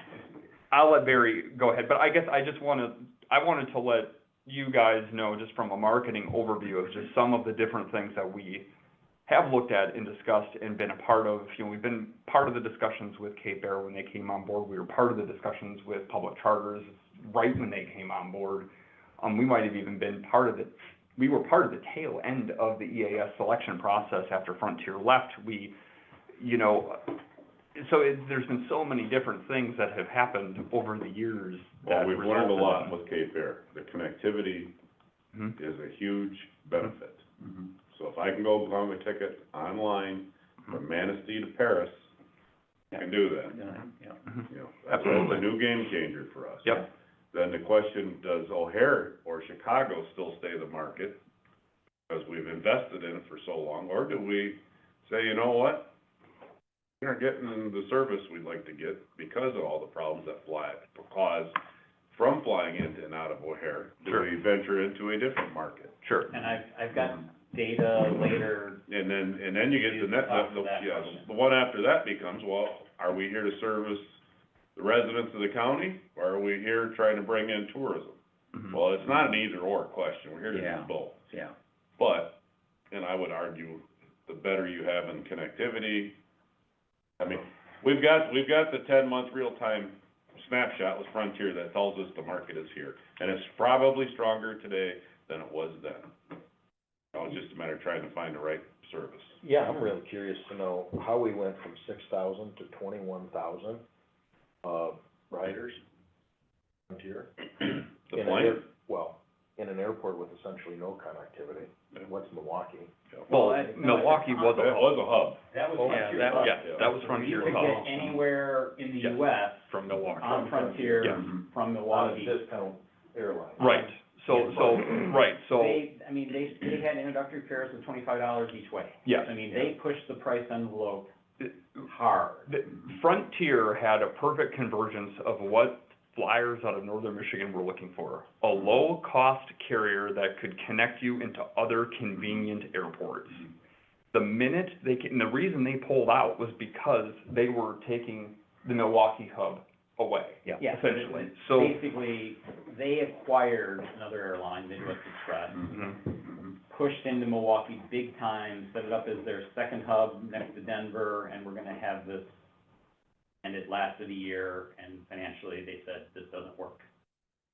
and they flexed the out for us. And that's how Frontier left. But it's always this interesting Right, little but it was proof of concept. aircraft, Mhm. price, reliability, Get it here all. we had everything checked. And your point of, it was what Northern Michigan was looking for, because fares at that time out of Traverse City were sky high, and, Well, that's just it. I mean, so there's also different conditions today. Allegiant was not a thing out of Traverse City. Frontier, Southwest, Allegiant were not a thing out of Grand Rapids. The main lines serviced those two locations. So we were sitting in between multiple markets with a brand-new carrier that could get you there cheaper, and you don't pay for parking. So there were so many things, I mean, Mhm. yeah, I will drive, everyone around us is typically driving an hour plus to fly somewhere. To draw that market 2 hours in, to then have a cheaper flight that you aren't getting paid, or not having to pay for parking, I mean, Yep. that's a big advantage point, and then you're connecting into a hub, so it's just, most Milwaukee connections at the time were probably single hop. So that was your limit, and then your end destination was the next. I mean, unless you were going probably way out on the west coast, you're probably hitting Denver. Up through Denver, but. But, I mean, realistically, anywhere east, south, it's a single hop. So there was a lot going for that service. And that's the challenge today, is that our ultra-low, or our value carriers that serve it, they have certainly penetrated the northern Michigan market. We're not just a mainline market up in Traverse City, Grand Rapids that are servicing hubs and out. I mean, there's a lot different landscape when it comes to that now than there was when Frontier serviced us. Anything else? No, I'm good, unless you guys have questions, but I mean, I'm not going anywhere, so, yeah, anything, just yell at me. Appreciate being here as part of the discussion. Thanks, appreciate Here's it. the next piece. So, this looks at the carriers, the carriers that are currently bidding on communities like ours. especially in this region, the Midwest region.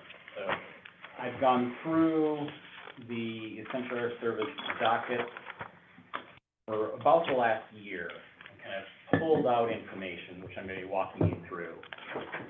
But I'll start with, this is the list of 6 air carriers that we are likely or possibly likely to see bid on us. Some of these are names I've already talked about because they're in the region, others less so, but these are all carriers that are actively bidding on new EAS markets. There's a few others that are niche, where there's an Alaska carrier that's based in Alaska that's bid on a couple routes on the West Coast. Somebody down in New Mexico that's been on a couple routes down there. But I don't think we're likely to see those here in the Midwest. But anybody on this list of these 6 could certainly be bidding on us. Probably all won't, but this is the pool. So, with that said, Boutique 4 years ago, probably operated EAS into maybe 15 different cities. They're down to 2. I think there's a reason we decided not to go with them the last few rounds of bidding. And I think it has demonstrated itself in that everybody else was abandoning them. But they're still around and they bid everywhere. They gave a great presentation. They promised the moon, Yes. the moon. Don't know how they were gonna do it. SkyWest probably, I believe, serves more EAS markets than any other airline. So they are the big guy, but they tend to have a niche that they bid into, and I'll get into that in a little bit. Just kind of, for those that aren't familiar, these are reasonably current route maps for the other ones. So Cape Air's route map, their New England hub, their Montana hub, and then Caribbean. A couple of those Caribbean are Essential Air Service, but most are not Essential Air Service. They're just, what's in the industry called at-risk flying, so it just pays for itself. And in the New England, probably half of those are Essential Air Service, and the other half are also at-risk flying, non-subsidized flying. Then there's Contour. Contour has been growing and doing well. They would be, for us, an alternate Essential Air Service option. They operate under Part 380 public charters. They operate 30-seat jet aircraft, and they do have an interline, and I'll get into that detail in a bit, why they've been fairly successful. Some of the background on Contour. Contour's corporate name is Corporate Flight Management. Corporate Flight Management was one of the operators here under the public charters era. Public charters introduced them to this concept of alternate Essential Air Service, and then they became a competitor and decided they were going to do it basically under their own umbrella and didn't want to work with public charters going forward. And they've taken that model and greatly expanded it. And they do operate into O'Hare. They've picked up some of the cities that used to be Cape Air. Denver Air Connection, they are actually a Part 121 carrier, so they can operate 50-seat jets.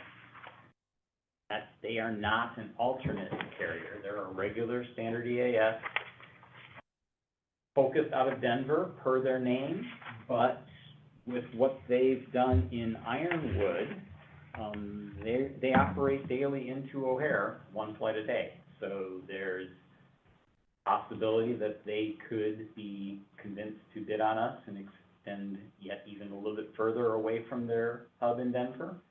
But they're certainly an option in the region and have been bidding. Then there's Southern Airways, who currently providing service in Muskegon, not successfully. but they're fairly big in the US.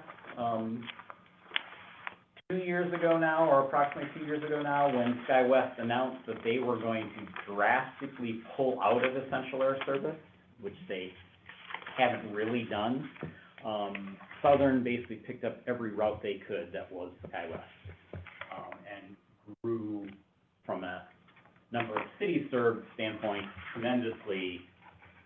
Probably, they grew faster than they could actually Keep up with, Yeah. so.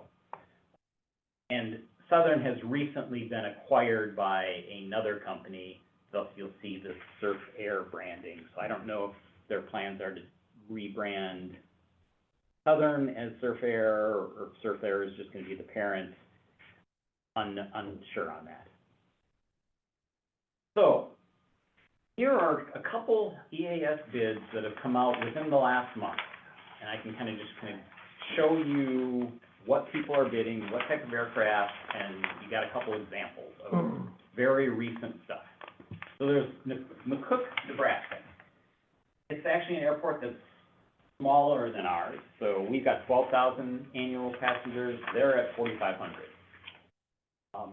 They got five bids in their service from McCook, Nebraska into Denver. They had boutique bidding, with their 9-seat Pilatus PC-12. As I said, boutique bids on everything. Boutique promised the lowest fare, at a $49 net fare, but with taxes, that ends up being an average fare of $68. Contour, is a proposal there with their alternate EAS service with 30-seat jet. See the relative subsidy amounts. All of these carriers are purporting their interline agreements, so pretty much every carrier on that list now has some sort of interline agreement. Whether it be American or United, or some cases both. Denver Air Connection, they operate in Ironwood with 30 and 50-seat jets. Here they're proposing a 9-seat option. So they've got different things under their umbrella, but they have both American and United Airlines. Oh, Denver Air Connection, like that twice. There. Southern Air, 9-seat, but Southern Air here is bidding a Pilatus 9-seat as opposed to Caravan, which is what they have bid here. Still single engine, different, but, in many ways, other aspects are the same. But there, I think Southern is, the lowest bid in this bundle. So that's just kind of an overview of that. I just want to point out something from a clarification standpoint. So in this case, let's use McCook Yep. as an example. For the sake of argument, if they decided to go alternate, what would the alternative subsidy amount be that they could work with? Would it be the $3 million? I don't know. Okay. I mean, considering that the 3 other bids are in the $3 to $4 million range, and Contours is 6, Right. I doubt DOT would go as high as 6. Right, and that, So there might be some negotiation there. because if I remember when we did alternate, all of our bids were within $1 million of one another in the past. So they were roughly pretty close. And if I remember correctly, Yeah. the process was we rejected them to then say we were Correct. pursuing alternate. I just, because I know we talked about all the time. I suspect that Contours would not get $6 million through an alternate bid. Right. But again, because alternate is whatever it's not applicable to any of the rules, what probably would happen is they would reduce that frequency of 12 times a week, so 2 a day, down, like when we had public charters in the One a office day. and we just had 1 a day. Right. That would be how you would cut that Right. cost down. And we essentially were able to justify that as part of Because the we still discussion had with, 30 seats. right, and we were meeting the minimum seat I mean, threshold right now, we've requirement. got 2 flights a day with 8 seats, so we got 16 seats a day. Yeah, and the problem with one flight a day is, It's do hard to get I wanna get it on my Yeah. going home, or do I wanna get it on my leaving? Yeah, Mhm. there Yeah. are, the Mhm. timing issue of reduced frequency is an issue. And that's what the biggest challenge is with some of, when we get into some of these components of the larger equipment, is that we start to lose some of that Frequency goes frequency. down. So the next one is Liberal, Kansas. SkyWest is their current carrier. They've got two bids, Boutique and SkyWest. Boutique is throwing out like 7 different options. You want flights to Dallas, you want flights to Denver and Dallas, you want flights to Denver, 3 a day, 4 a day, 3.5 a day. We'll give you all these options.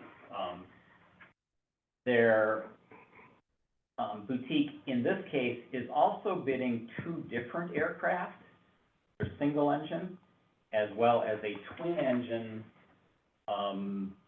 Piaggio 180. It's actually a very interesting aircraft. Those are the higher subsidy amounts as the other aircraft. And the reason they're bidding that is because that can't be eliminated because of the single engine requirement.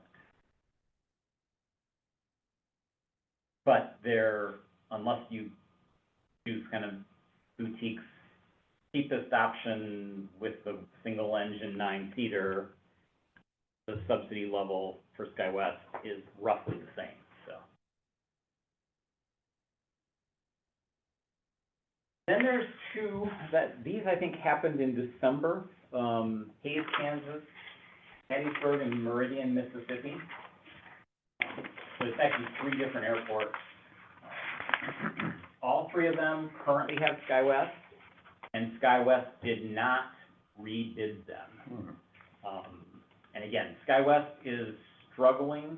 They don't have enough pilots to necessarily fly all their flights, which is why they tried to pull out of EAS and are now trying to push using Part 135 under Part 380 public charter stuff to basically train their own pilots in-house. So these are all communities that are above that 10,000 passenger, enplanement, 20,000 total passengers level, but SkyWest is not bidding in them. And in Hays, the only bidder was Boutique, and the community rejected it because it was single engine. Which is why I think Boutique in its latest bids is now including a twin engine option, so they can't be rejected. Because what an air carrier wants is they want to be the only bidder and not have a reason that they can be rejected, because then they're basically forced to be accepted regardless of whether the community wants them or not. Not a situation we ever want to be in of having only a single bidder. And kind of the same thing with Hattiesburg and Meridian.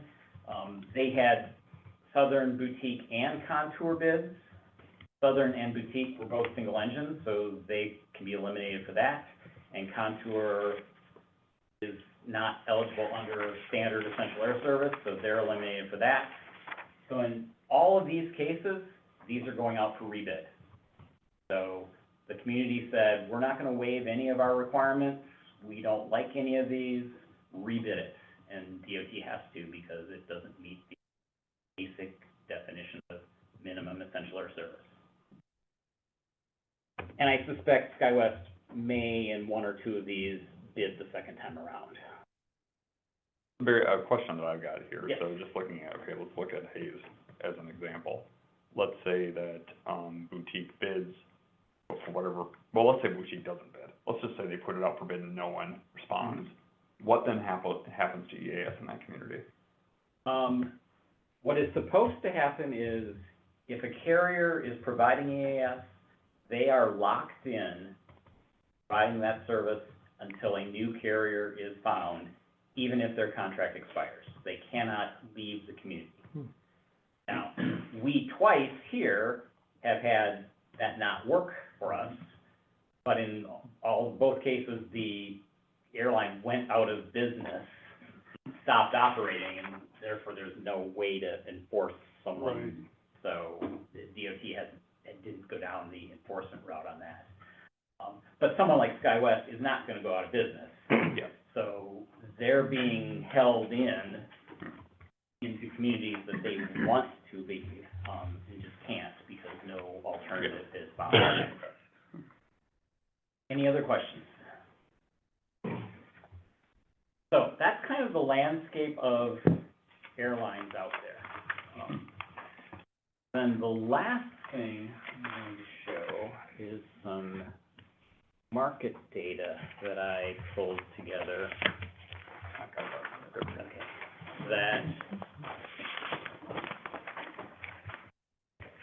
So as DOT requires airlines to submit statistical information about their passengers and ticket sales into a publicly accessible database. It is a 10% sampling of data, so it's fairly robust and fairly accurate because that's a pretty significant percentage of the total data. But it is not 100% accurate because it is a sampling of data. I pulled the data for the last 4 quarters last year that's available for Traverse City and Manistee, to kind of give you a perspective as to where people are flying from our region. I'll kind of see some of the differences. So this is Q4 22 through Q3 through September 30th of 23.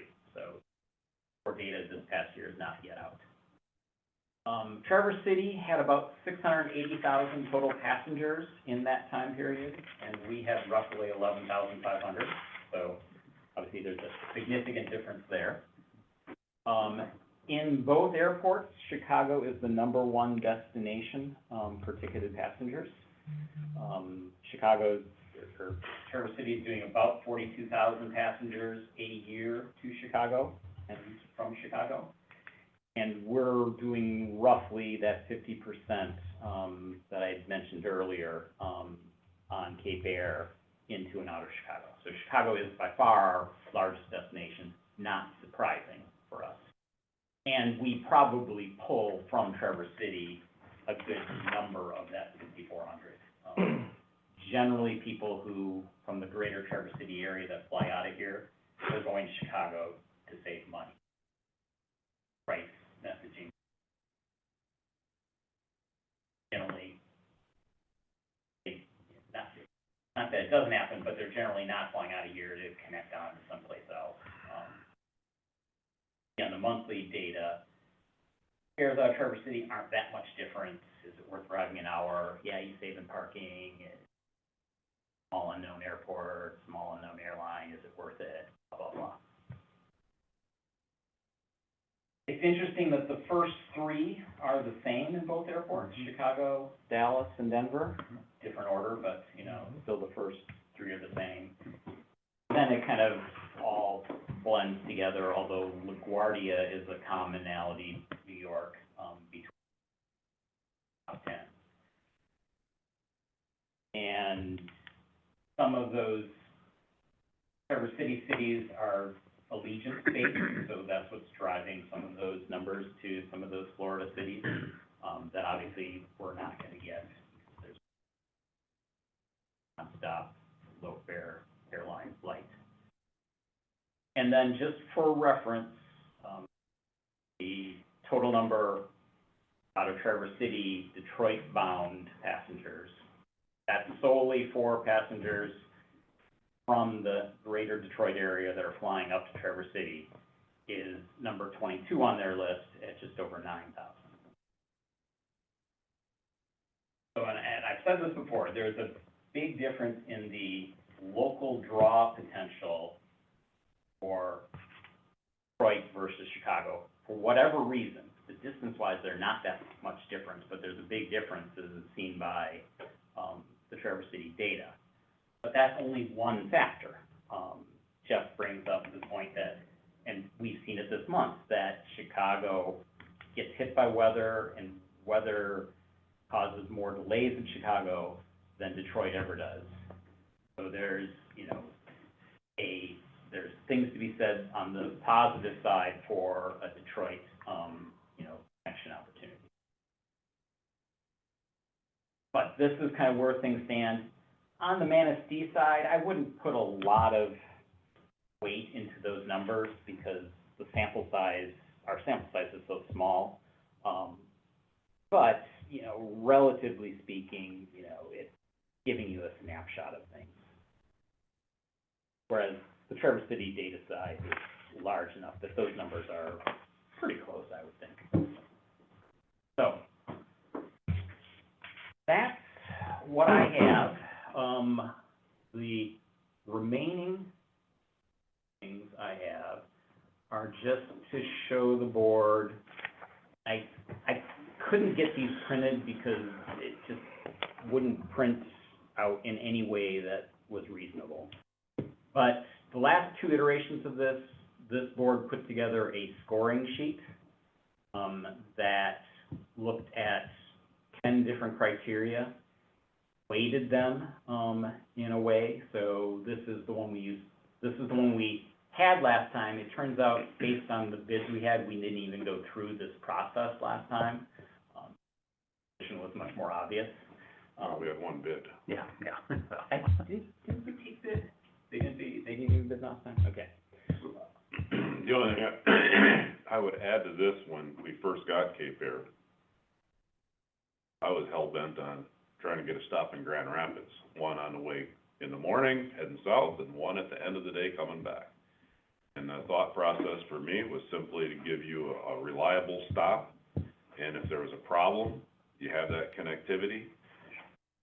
If you wanted to stop in Grand Rapids or there's a problem in Detroit, it also gives the airline to give you a chance to pivot in Grand Rapids as opposed to doing something in Chicago or not getting to Chicago and having to pivot, which happens here.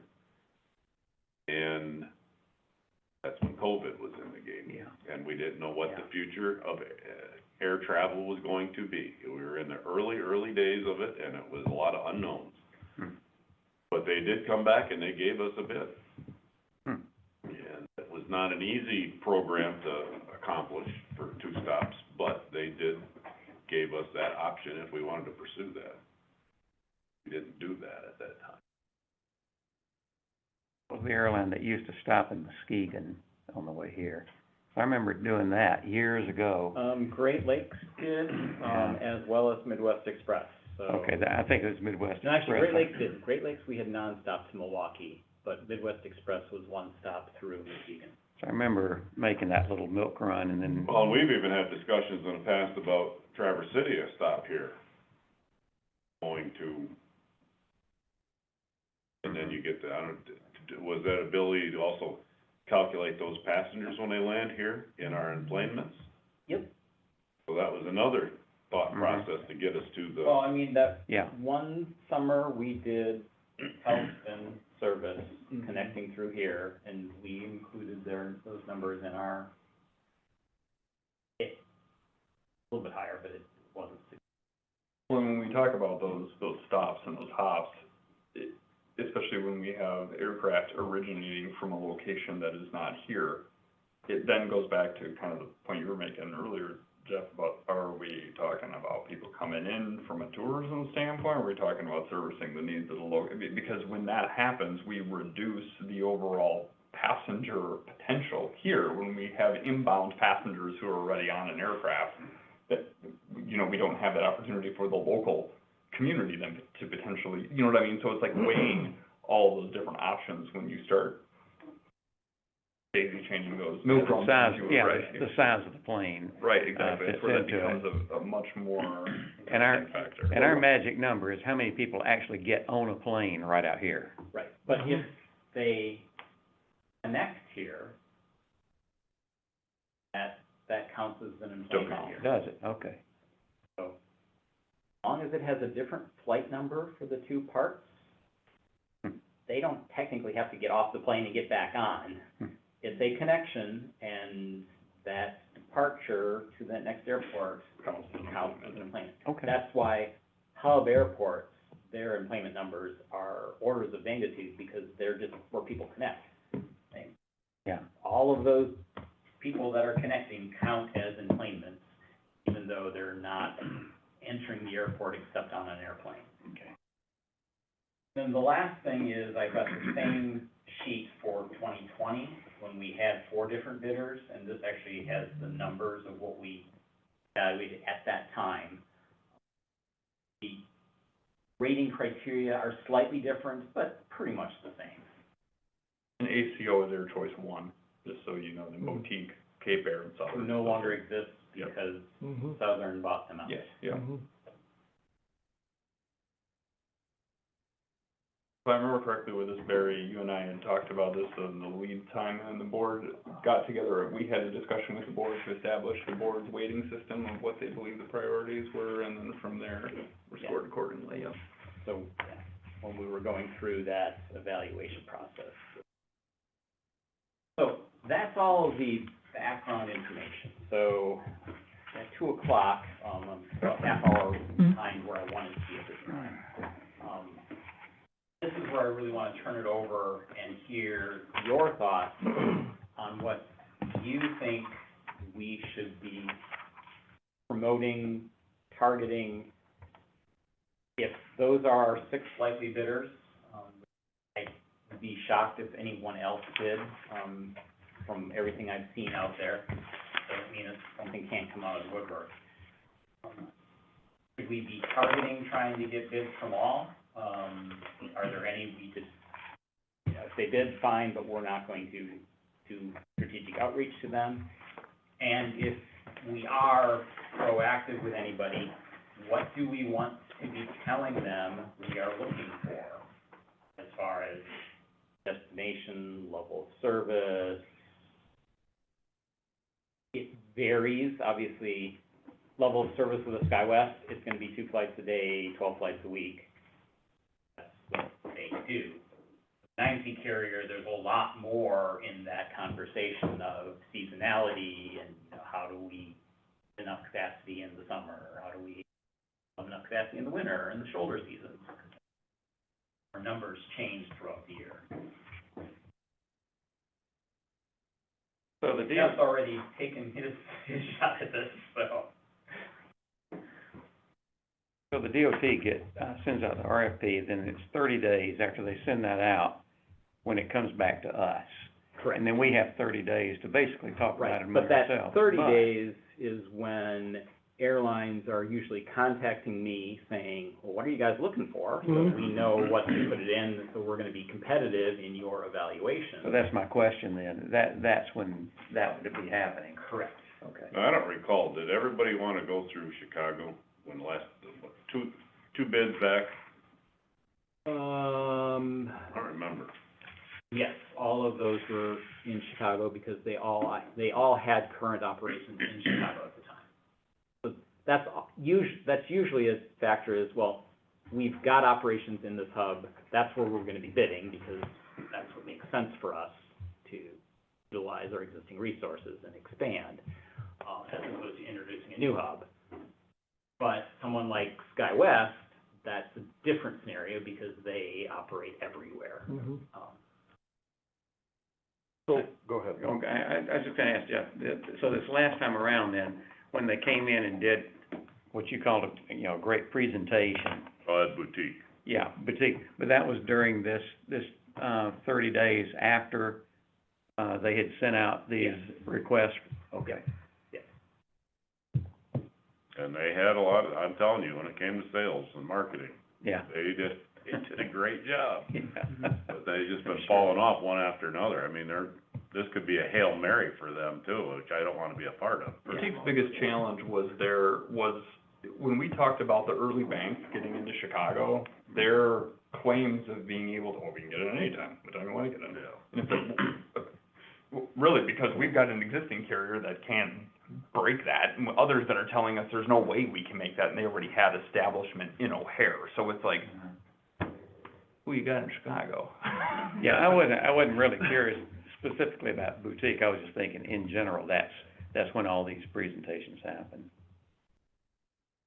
Well, the one thing from Cape Air, I mentioned this, I don't know if it was at the last board meeting or not, but I would like to see the ability, because this is a Northwest/Delta state, I would like to see that ability to be able to ticket through Delta.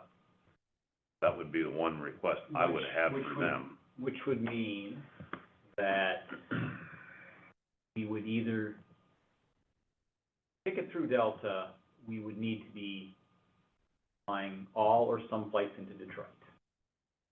Because Grand Rapids doesn't really buy you much, because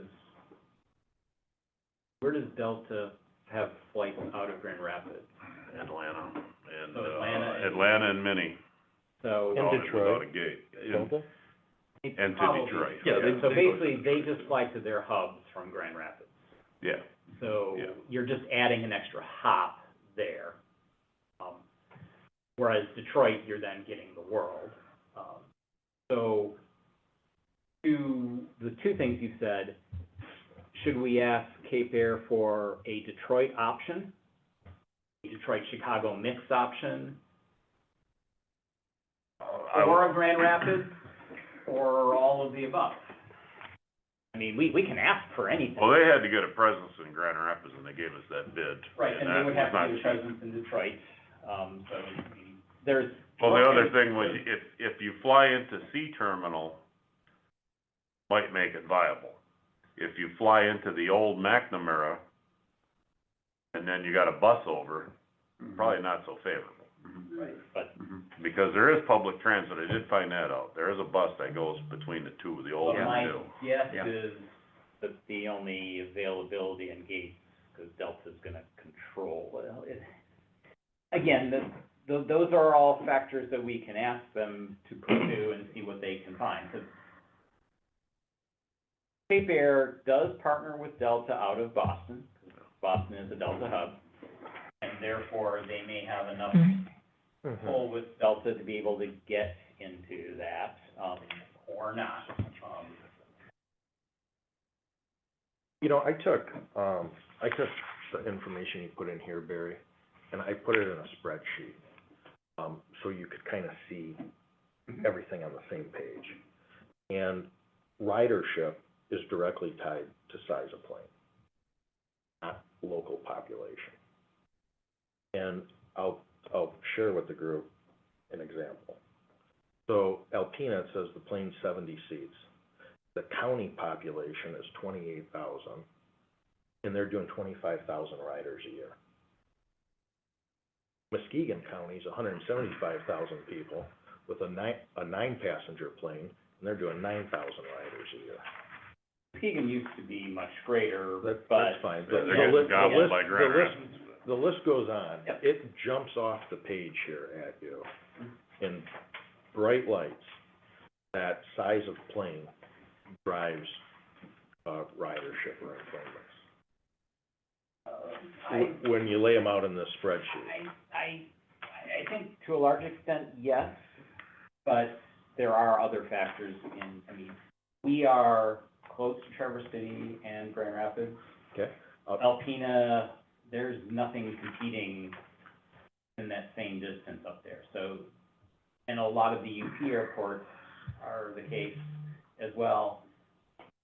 But the other factor is price can move that needle significantly. Well, I think we've said that, we were at peak capacity here with respect to the 9-seat plane. We are. Yeah. With what Cape Air is currently providing, we are at capacity. So if it's a goal of ours to increase ridership, I think it should be a goal of ours to, find ourselves in a larger aircraft.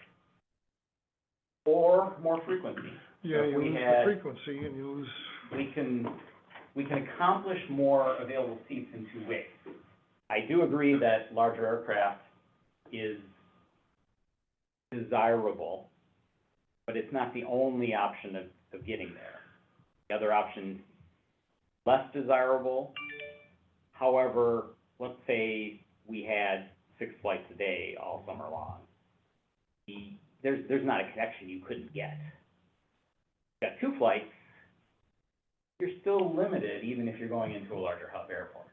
So there are trade-offs, but I understand what you're saying, and yes, that is true. We have been limited by aircraft type / frequency.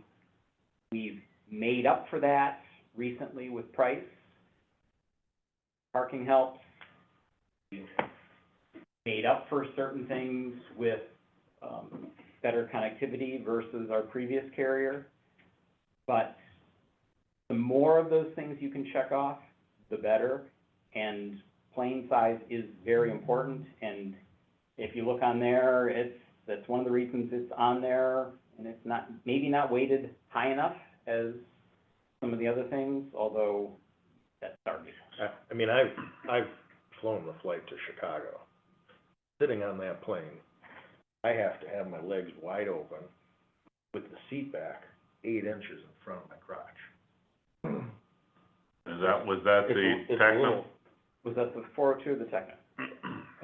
The Tecnam actually has a better seat distance than most regional jets, actually. It was But the about 40 2 years ago. The 402 It's probably the is 402. definitely Tight. tight. Well, if you look at the numbers, I looked at the Alpena numbers here, and it made, the question I asked myself is, okay, there's almost 19,000 seats available for 100% capacity left going to Alpena. So the catch becomes, can you get somebody, can you pair with somebody to give them a better EAS bid as opposed to just being going from here to a hub? If you can do a hopper, Yeah. and it makes it more fruitful for The bidder. a larger, the bidder and a larger plane going in and out, Calling me like 6 times. So they're going to Detroit, yeah. and But that doesn't mean it's gotta be, I mean, it could literally be Alpena to Minneapolis, St. Paul, well, or it could be Alpena to Chicago. Well, when we talked about, well, you know, in the past, and I think one of the biggest pieces was always there's always a fear of changing our hub.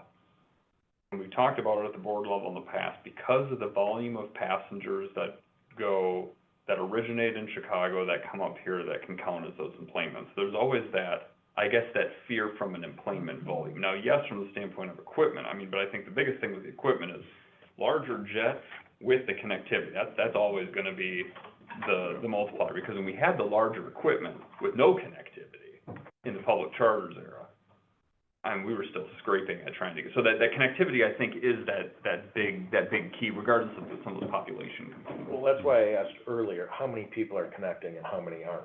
And I think varies. Half. Right, Roughly, half yep, do and half half, don't. half, yep. So they're equal on the scale. Well, right. So from the standpoint of with the foothold that, the long-standing duration of time that we've flown in Chicago, we have become an option for Chicago-based residents to come up here.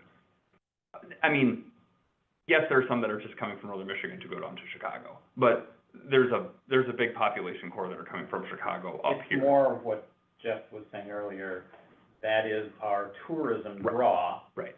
Is Chicago, the tourism authority, Mhm. said it right, markets into that Mhm. region. Therefore, you know, resources are aligned to pull people. It's also where people go to Traverse City Mhm. from, that's why it's their number one Right. choice. Well, when you look at our pricing, in relation to fly from O'Hare to Traverse City versus O'Hare to Manistee, I think it's much more affordable to fly here. Oh, Most yeah, times, absolutely. I mean, it. Just on a ticket price, parking aside. It fluctuates, but generally, yes, it is, we are generally significantly less expensive for that segment. Mhm. Right. Which, that's why I think it is 50/50. If we weren't competitive to Chicago, it would maybe be 70/30 Mhm. connecting versus local. And so my question is if they're not connecting on and we had more capacity, we take more people that are going to, Frankfurt and Benzie County and Leelanau County, and they would fly here to get Instead of going to toward Traverse. Traverse City, because they can save $150, $200 a ticket by coming in here, to essentially get up there. Right, so basically, what you're asking is, if let's say we increased our capacity, we doubled our capacity, would we be able to draw a substantial amount of individuals out of Chicago to continue with this kind of ferry that we've created between Chicago and up here? Yes, with a maybe, and the maybe is gonna be around one of the big challenges that we've had here in the past, I think it's not parking, sorry, rental cars. Rental cars is a That's massive in my head. Achilles heel here. It has been a massive Achilles heel here since I've been involved from a marketing standpoint, because that's usually the number one thing that people will barbecue you on social media. Oh, yeah, great, I can get up here, but it's gonna cost me $600 Yeah. to get an enterprise car delivered from Cadillac, so I can then get up to Traverse City. So it's like, once they get here, you're still kind of on an island from a destination marketing standpoint, and it does not, despite the amount of energy to try to pull in one of those carriers here, it has been a massive struggle. So that's something you're saying we need to work to address? The rental car issue, the national carrier rental car issue has been one. If you got big enough, could you attract one? I mean, do they have, at all these other airports that are doing 25 to 40,000 riders, do they Yes. have? Yes. Mhm. Of any other airport that lacks the rental car capacity, or any other region, because Frankfurt, Manistee, Ludington, there's not rental cars No. anywhere in this region. A huge tick up once Port City got into it from back when Jim was doing But that's still limited. it, yeah. Mhm. It certainly helped, I mean, that certainly It was. helped, but I mean, still, and it showed in the, The cars ought to be parked out here as opposed to Port City too, I Yeah. would think. At Mhm. least so, Yeah. yeah. A lot of this conversation is all dependent on how many bidders we get and who it is too. Yeah, but we're trying to set a Part of it is- criteria. Right, Part of it is right, when they are deciding to bid and how to bid us, exactly. what is it that we want to tell them? Yep. Can they have a mix of aircraft? I mean, I personally would like to see a larger aircraft. Now, it doesn't necessarily have to be exclusively 30-passenger or 50, maybe there's some 9-passenger aircraft and some 30 or 50, but There's nothing that prevents that Mhm. under essential air service. Operationally, generally, air carriers like to have fewer aircraft that they manage because it's easier for maintenance and Yep. pilot training and all other aspects of operating. Was SkyWest But trying to change that definition of the 380, and that's a 30-seat max? So So they they would have, basically take 20 seats out of their 50-seat is that what they're thinking Yep. of? Even public charters, or at one point, was it public, there was a carrier in the public charters area that talked about taking their 19. I forget Mhm. which I carrier, mean, one of those these are 20 seats of examples. revenue. It was. Oh, it was Denver Yeah. connection with a Metro. That's actually a 19-seat aircraft, and they only have 9 seats in it. Lot of legroom. I guess the chief reason for, Detroit is to get on Delta. Mhm. But, you know, Delta and hopefully more reliable, because it's less impacted by weather, Weather. typically than O'Hare. Maybe. Any storm can hit either. well, I wonder if our issue isn't 9-passenger aircraft impacted by weather as opposed to a 30 or 50-passenger or 70-passenger jet with priority and limited spaces at Detroit or Chicago. So there, We would be the first one bumped. it flips a little bit. Mhm. So with 9 seats, our issue is getting into a hub.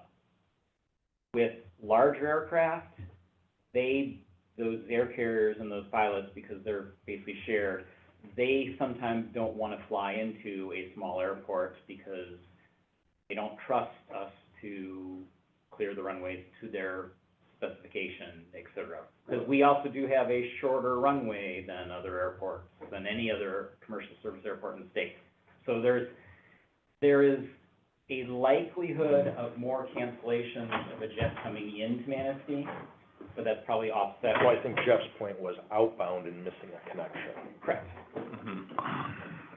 Lynn larger jet works to address that, I think, does it?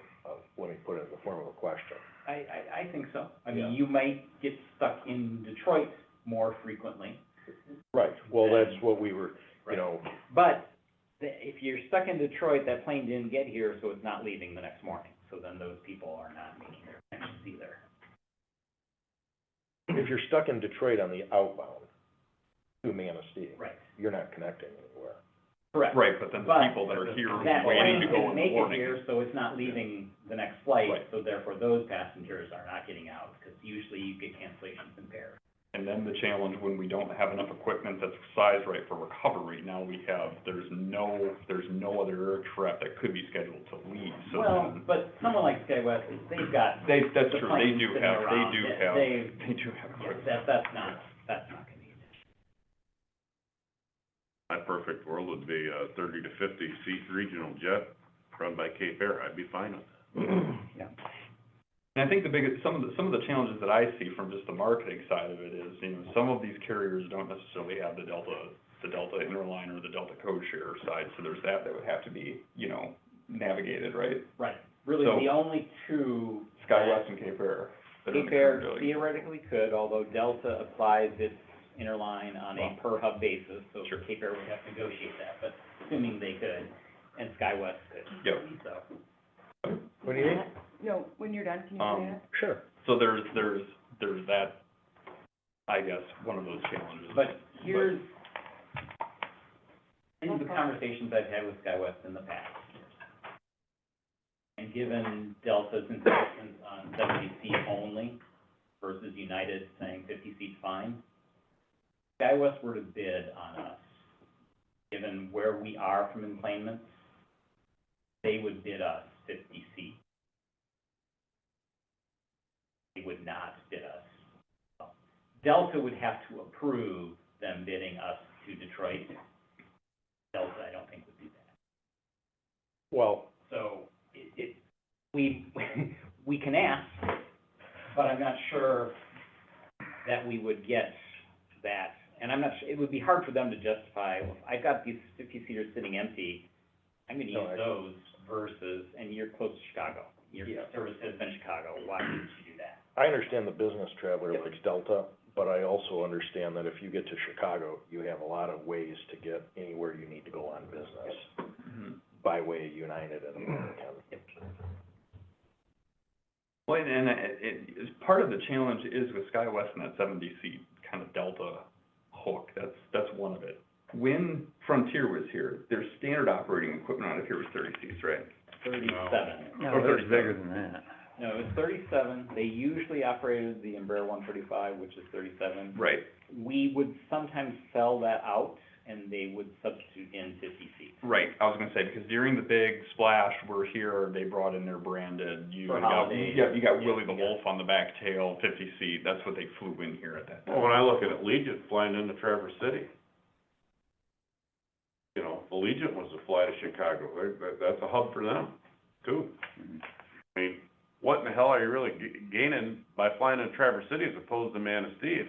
If you get to O'Hare with Allegiant, then you're hooked up with whatever, but there again, they probably don't co-share with anybody either. It's all, Allegiant flies pretty much to those smaller, smaller airports, but yeah, this has always been such an interesting discussion every year about equipment size and frequency and finding the But balance. I think it is true, we would prefer larger. Mhm. That, I think, goes without saying that is preferred. But it is, we also prefer reliability, we also prefer connections, we want our cake and eat it too. Yeah. Again, there are bunches of factors, I'm sorry, Barry, go ahead. and as it relates to what we ask the carriers, that's not something that we can change. They operate the aircraft they operate. Mhm. What we can ask them for in their bids are frequency, if they're smaller, desired hub. Missing anything, or really those are the two factors that Well, are at play? when I'm We're flying, I'm looking for trying to- two things as an airport authority board member. One is gonna be reliability, because if you don't have reliability, you're not gonna be successful. Yep. Number two is we need to get to that minimum, that 8,000, so 16,000 enplanements to get us to that 8,000 threshold. And maybe We that- need to get there. Maybe that's a question I should put to the carrier is, what we want is a proposal from you that's gonna get us to 8,000 or 16,000 total within the next 2 years and gets us to 10,000 within 4 Yeah. years. How are you How are you gonna how get you're it going there? to do that? Yeah, because I, to your point, Chuck, and it's, I mean, I feel like we're sitting back talking way In back. circles. In 2012, right? It's 10,000 at the time, because 8,000 was not on the table Wasn't on back the then. table.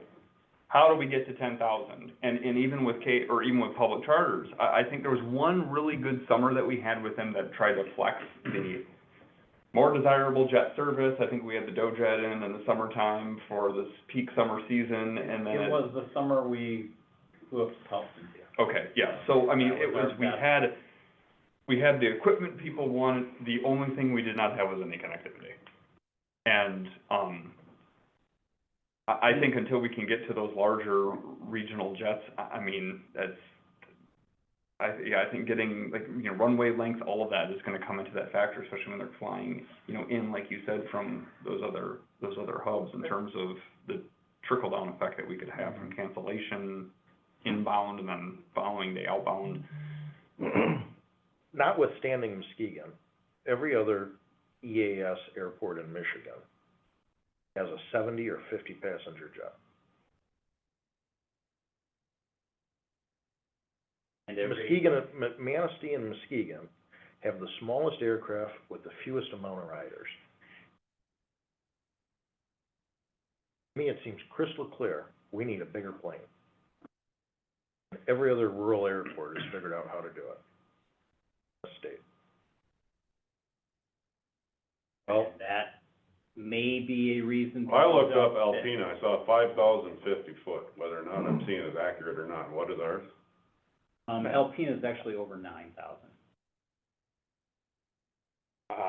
Well, it said north-south, I think, but anyway. Because, well, that might be because of the construction they're doing this year, but that's a military base.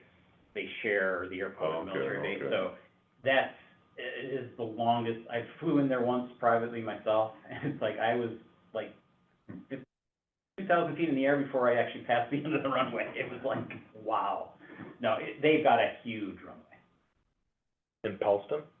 No, Alpena. I understand, but what I'm looking for Every other are other airport, smaller runways. right, every other airport has 6,500, we have 5,500. That's been a different topic of conversation, is that we want that, and when we went through our consultant selection process, that was, a number of the questions were around, how can you help us get there? Well, I don't know if we're gonna have a longer runway anytime soon. No, we're not. So but- I'm trying to figure out, how do but- we get a but- larger plane before we get a longer runway? But that is a reason that carriers may use as a reason not to provide us what we want. But again, doesn't mean we aren't in a position to ask Yeah, yeah. yeah, we can, and argue why that shouldn't be a problem, but If I had Andrew Bonney in the room, I would argue with him to the point of, we've lost, we're kind of a special little spot here for you right now between Manistee and Chicago. I would argue with him to the point of, if you had a 30-seat jet going in and out of here, and you had that out as a carrot to start to get pilots in the pipeline to train them, if they're gonna come in and fly for you, you know, do a contractual where you actually get them some time in seat so they can get that higher rating, where it becomes more of a funnel again, which isn't a bad thing, but you have a little better control on it because that's the carrot out in front of the young pilots trying to get them to fly in and out of Manistee. Start building those hours and accomplish both, as opposed to Tetnams.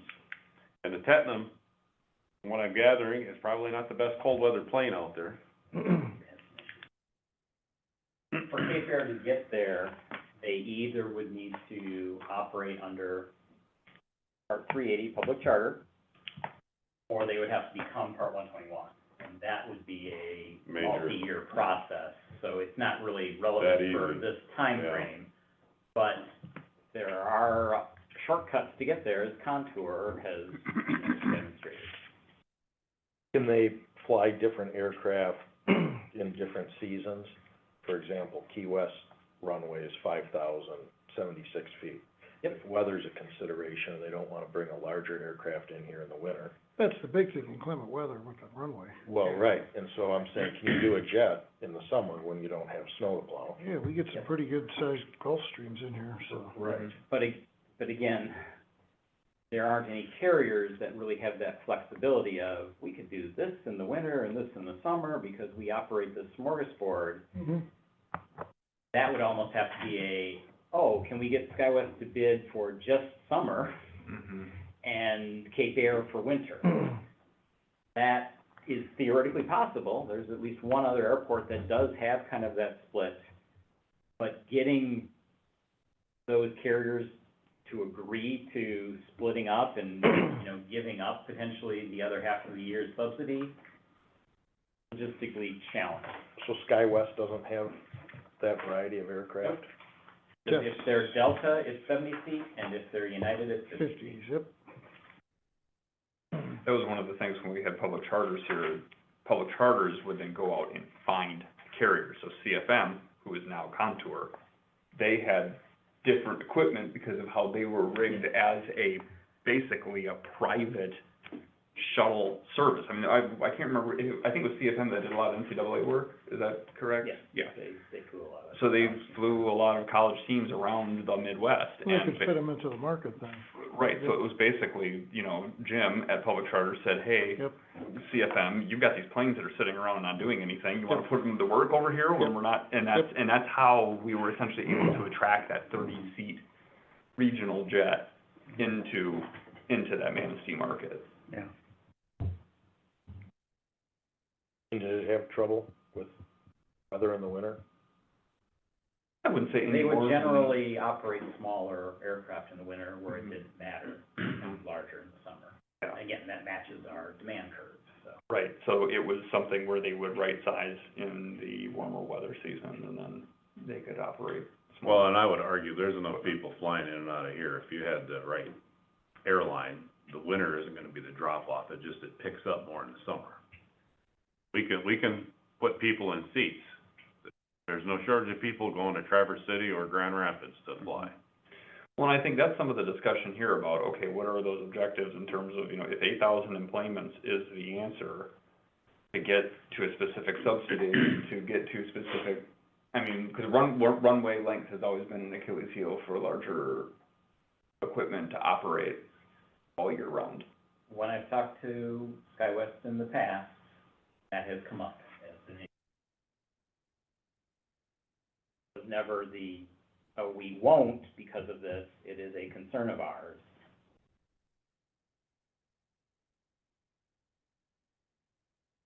Well, I think you're looking for direction from this group. And I'm getting a consensus, Yeah. but of the things that we can ask for, it's really hub. Mhm. And I think we are open to Detroit or O'Hare and potentially a Grand Rapids add-on.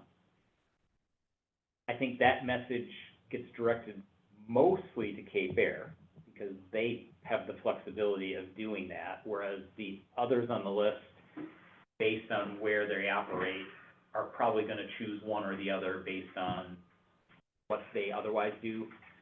We're the only thing in the Midwest for Cape Air right now, so that could be whatever we want it to be. So I think that's a direction we can drive to Cape Air. For SkyWest, there's a little bit of the same.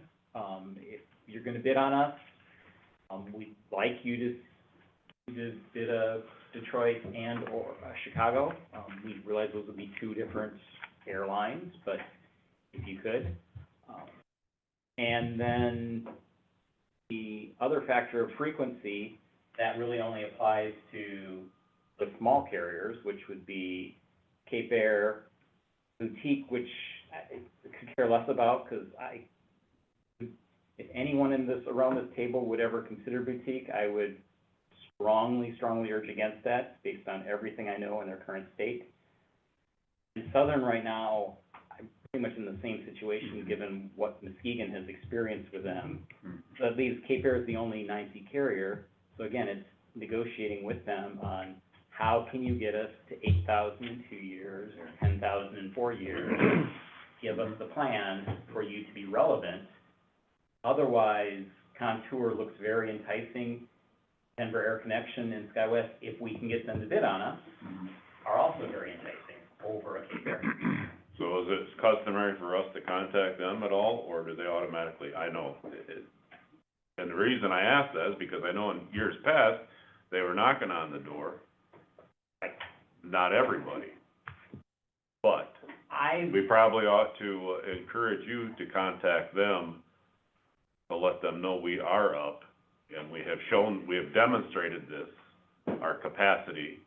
I mean, it has been a mix in the past, but you know, I guess my thought would be, I'm reaching out to everybody on this list except Southern and Manistee, Yeah. and trying to initiate a conversation, unless there's reason you don't want one of those to be contacted. Right? Did I hear you correctly or incorrectly that you were gonna suggest different criteria to Cape Air than the others? I'll mention similar things, but I think it's only gonna be relevant to Cape Air because of where they are. Well, the reason why I ask is I wonder if what we request of the provider is correlated to the pricing or the subsidy that would be required. And, you showed us some examples where, there were outliers, and so if we give different criteria to different airlines, we may come back with different subsidy requirements and find ourselves in a position where, it's more costly, or you need a greater subsidy to,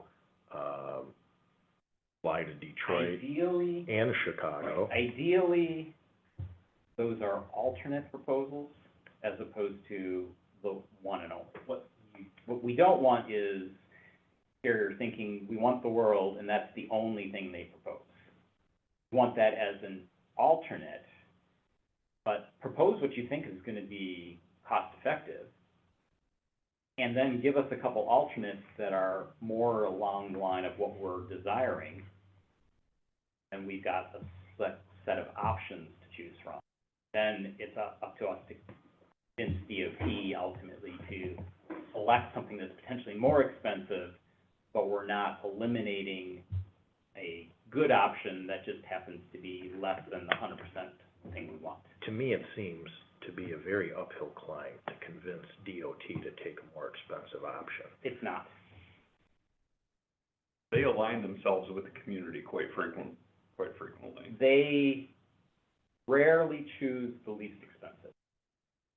They factor, but community pressure, and this is where political pressure comes in, can definitely make a difference in getting a match that meets the community's needs versus the cheapest option. If price isn't an object, I don't know why we just don't tell the marketplace what we want.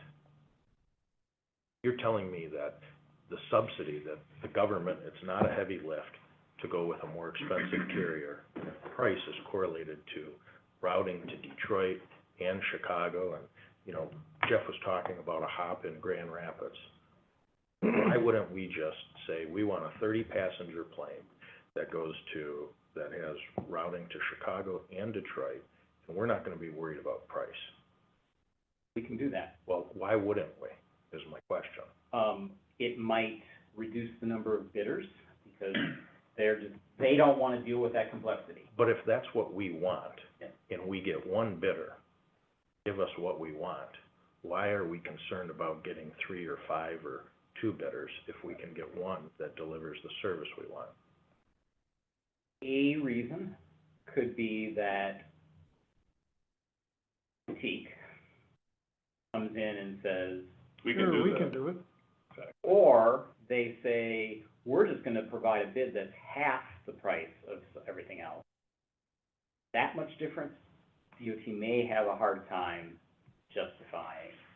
So the price doesn't have to be the cheapest, but if it's double something else, that's when it becomes challenging potentially to get. So a carrier can come in and say, I've got an advantage knowing that you're asking everybody else for this. I'm gonna come in and try to push that low bid to get your service, even though we're providing you not what you want. But a boutique isn't gonna supply the plane that's gonna get us there. But they are supplying with, all their, But they can potentially check Whatever off all equipment. the boxes so they can't be eliminated. Well, I would think that that outcome would occur if we had multiple criteria, that you would get, pricing that varies drastically if you have multiple criteria. But if one criteria is put out to the market, I don't know why there would be great variation in price. Because the carriers don't have to listen to us. They can propose whatever they think works for them. When you say pricing, you mean the price to The ticket subsidy. price or the subsidy, Yeah, the subsidy. so even though we may say we want to have a 30-seat jet that operates one flight a day to O'Hare, one flight a day to Detroit, and, you know, you could modulate potentially frequency during peak seasons, whatever it might be, to hit certain employment levels. Theoretically, you could have a boutique air come in and say, well, we're going to operate you to that hub and to that. We're not gonna give you the equipment, but it doesn't exclude us. And then we're just gonna say we're gonna fly whatever the one bid was, 6 or 8 different times a day or whatever. I mean, I think it's by day, I think it's by week, but because the equipment is so much I don't think cost I effective don't to think- operate, yeah. it would become a challenge when it comes to that price variation between those two hub options, when DOT looks at the bottom line number between a $3.5 million proposal versus a $7 million proposal. If I That had could 2 be- flights a day, I wouldn't want to be going to 2 different locations. Bringing something in the evening. Otherwise, you're really pigeonholing yourself in. And so that's any 30-seat or greater, it's gonna be 2 flights a day. Yeah. There's not an airport on that list that has jets that operates more than 2 flights a day. So are we okay with one airport? Tell us what airport, let them tell us what airport for what money. I mean, I think to your point, Barry, but basically the Chicago, Detroit, or, you know, basically having those alternative options just to see what the subsidy amounts are. Because I think there is definitely going to be, you know, from a SkyWest standpoint, I would imagine that the Detroit airport is probably gonna be more expensive because you're operating 70-seat jets because that's their minimum equipment, right? So Yeah, part of so- the complexity on this is with the jet operators, it actually is simpler because it's 2 flights a day, pick your hub. Detroit, it's Delta, if it's Chicago, it's United, done. The Cape Air with 4 or 6 frequencies a day, now you can have 2 to 1 and 4 to another. You've got more options to ask for, but you get that because you're operating small aircraft, and that's what Cape Air does. And Cape Air is the only 9 seats that we consider on this list right now. Therefore, it's like the Cape Air world with 9 seats and lots of permutations possible. And then there's the jets, and it's gonna be one of those 2 hubs and 2 flights a day. Is it mathematically possible for us to get our ridership numbers to where we want with 9-seat aircraft? A frequency, yes. It'd be tough. I'd like to do the math and figure that out. I mean, if we're really trying to get ridership up, I don't know what the math shapes out to be. Well, and that 2020, the available passengers, that gives you some indication based on when they went out for bid in 2020. And I can't, Barry, I don't remember what the frequency was for each carrier, but they provided it. So essentially that available passenger, so I mean, you cut that number in half, and Right. that is our available pool to choose from. So, to answer that question, today with Cape Air's schedule, it's roughly, they fly 20,000 seats a year. So we cannot get to 20,000 passengers. 5.5 flights a day. Right. At 8-person capacity, because that's more reality than 9. So we need to get Cape Air to show a path of getting us to 6 flights a day and then 8. And I've talked to Cape Air and said, there are times in the summer I could use 10 a day. And if that's part of a roadmap they can provide us, then yes. Otherwise, it is about larger aircraft. It seems to me like we would wanna get as many people up here in the 3 months in the summer as possible on a larger, I mean, 30 seat is like 2 more flights. 3 more flights. 4. 4 more. Well, you got 9. It is. Yeah, I mean, that's 4 more flights. That's a lot. No, So you gotta run 100% capacity with no cancellations, no delays.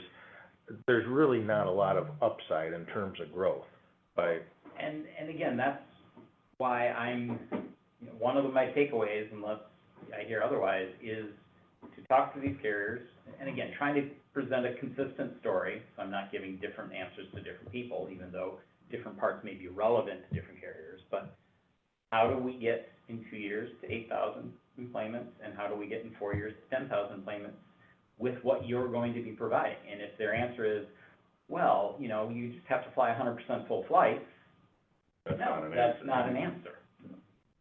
Therefore, in that criteria, you weight pretty darn low. We're gonna consider other options that we have. But we ultimately don't know how many bids we're gonna get. 2 years ago, we got 1. You know, 4 years ago, we had 4. 4 or 5 the time before that. Yeah. But we've never had a good alternative in 12 years. do we supply a bidder's package that shows them in writing what we're looking for, what our growth trend is? Do we try to sell We the have route, so to not, speak? we have not, but I think that would be appropriate this time around. I think it really would Given- too. So would we conclude as a group that we'll have a bidder's package in writing that would go out to the carriers that were listed here that we wanted? That sounds logical to me. And what's the time frame for this, so we can establish a date, a deadline? Probably 30 days. Expecting RFP in 30 days, and that's the timeframe that So we would review that at our next regularly scheduled meeting? um, When is it? 2 weeks. Yeah. 2 weeks from today. Yeah. After something? Yeah. Mission accomplished. I think that's a great idea. Next meeting's the 12th. What do you, we've been talking about specifics I have it on my calendar, desired I'll tell you in a service. minute. I heard a couple things that you were thinking more broadly from a, I guess I'll say, an economic development kind of aspect. Are there things you want included that I need to be working with Yes. the chamber on, you on, potentially, that you want included in that? I guess, what do you envision this to look like? Because something like that could be 2 pages, it could be 50 pages, and include a lot I don't know of what's different things. salient, what's pertinent to attracting carrier. I mean, are they interested that we're spending X dollars a year in marketing? Maybe we tell them it's something as simple as, you know, collectively get the number as big as you can between the airport authority and the tourism and the chamber, the community spending $100,000 a year, and it's just one vote. Yeah, I mean, from that standpoint, I'm sure that you could, I mean, when I say you, and because I can't, I mean, you have to work through the tourism authority, which standing to then call me and say, hey, what are we doing here? But I think some of those vanity kind of numbers like that are certainly something that could be put together. I think the biggest, to the point of in the past, I think we're better positioned to provide this that kind of document, that pitch sheet, essentially, right? Or sell sheet, the list of ideal scenarios to sell why you should be an EAS bidder in Manistee. We're in a much better position to do that this year, certainly, than we were, a few years ago, certainly when, public charters left the mid-bid cycle. It was, and it's interesting because when the board has always talked collectively in the past, there's a more functioning, I use the term functioning loosely, there is a more established set of potential EAS bidders now that have, I think, qualifications that they might consider Manistee, where before, getting a SkyWest in here was always something the board talked about. We need to get SkyWest in here. The problem was SkyWest was in Muskegon. Mm-hmm. That was always the problem. They were never going to come to Manistee. That was always a discussion that was had here about just SkyWest and where they were going to. Well, now that's not the case anymore, right? So, and then, But they left Muskegon because it wasn't big enough market for them. True, but That's all rear view. right, Looking out the window. right. So it's like Contour, CFM, interesting, alternate, there's just different players in the field now this year than there have been in the past that could make. So Barry's question was, what do we wanna tell the marketplace going forward about why they should bid? I guess my question to Barry is, what are the salient, I mean, I would think it's not 50 pages, it's one page. Bullet point. Bullet point. So I guess, as head of the Economic Development Council, do you have this similar document to attract a manufacturer?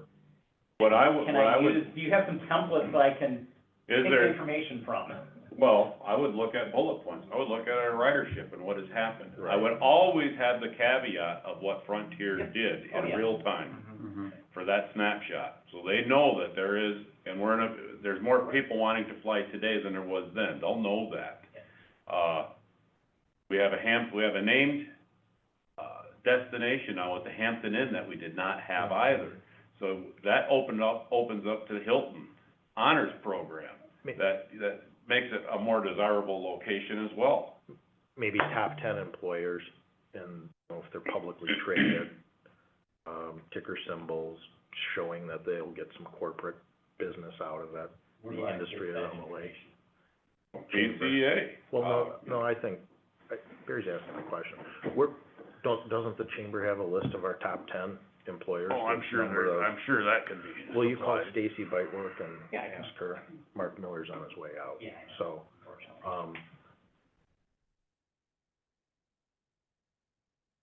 I would start with the chamber and ask them. Hotel nights, maybe Stacy can put, I Well, don't know what, you got that from Sammy. or Sammy, that's what I meant, instead of Stacy. Well, I mean, Stacy has the business side, Sammy has the tourism side, so, but, okay. Got it. 30 minutes from, Crystal Mountain, 40 minutes from Cabernet. Don't forget Arcadia Bluff. Hmm, I said, don't forget Arcadia Bluff. Right.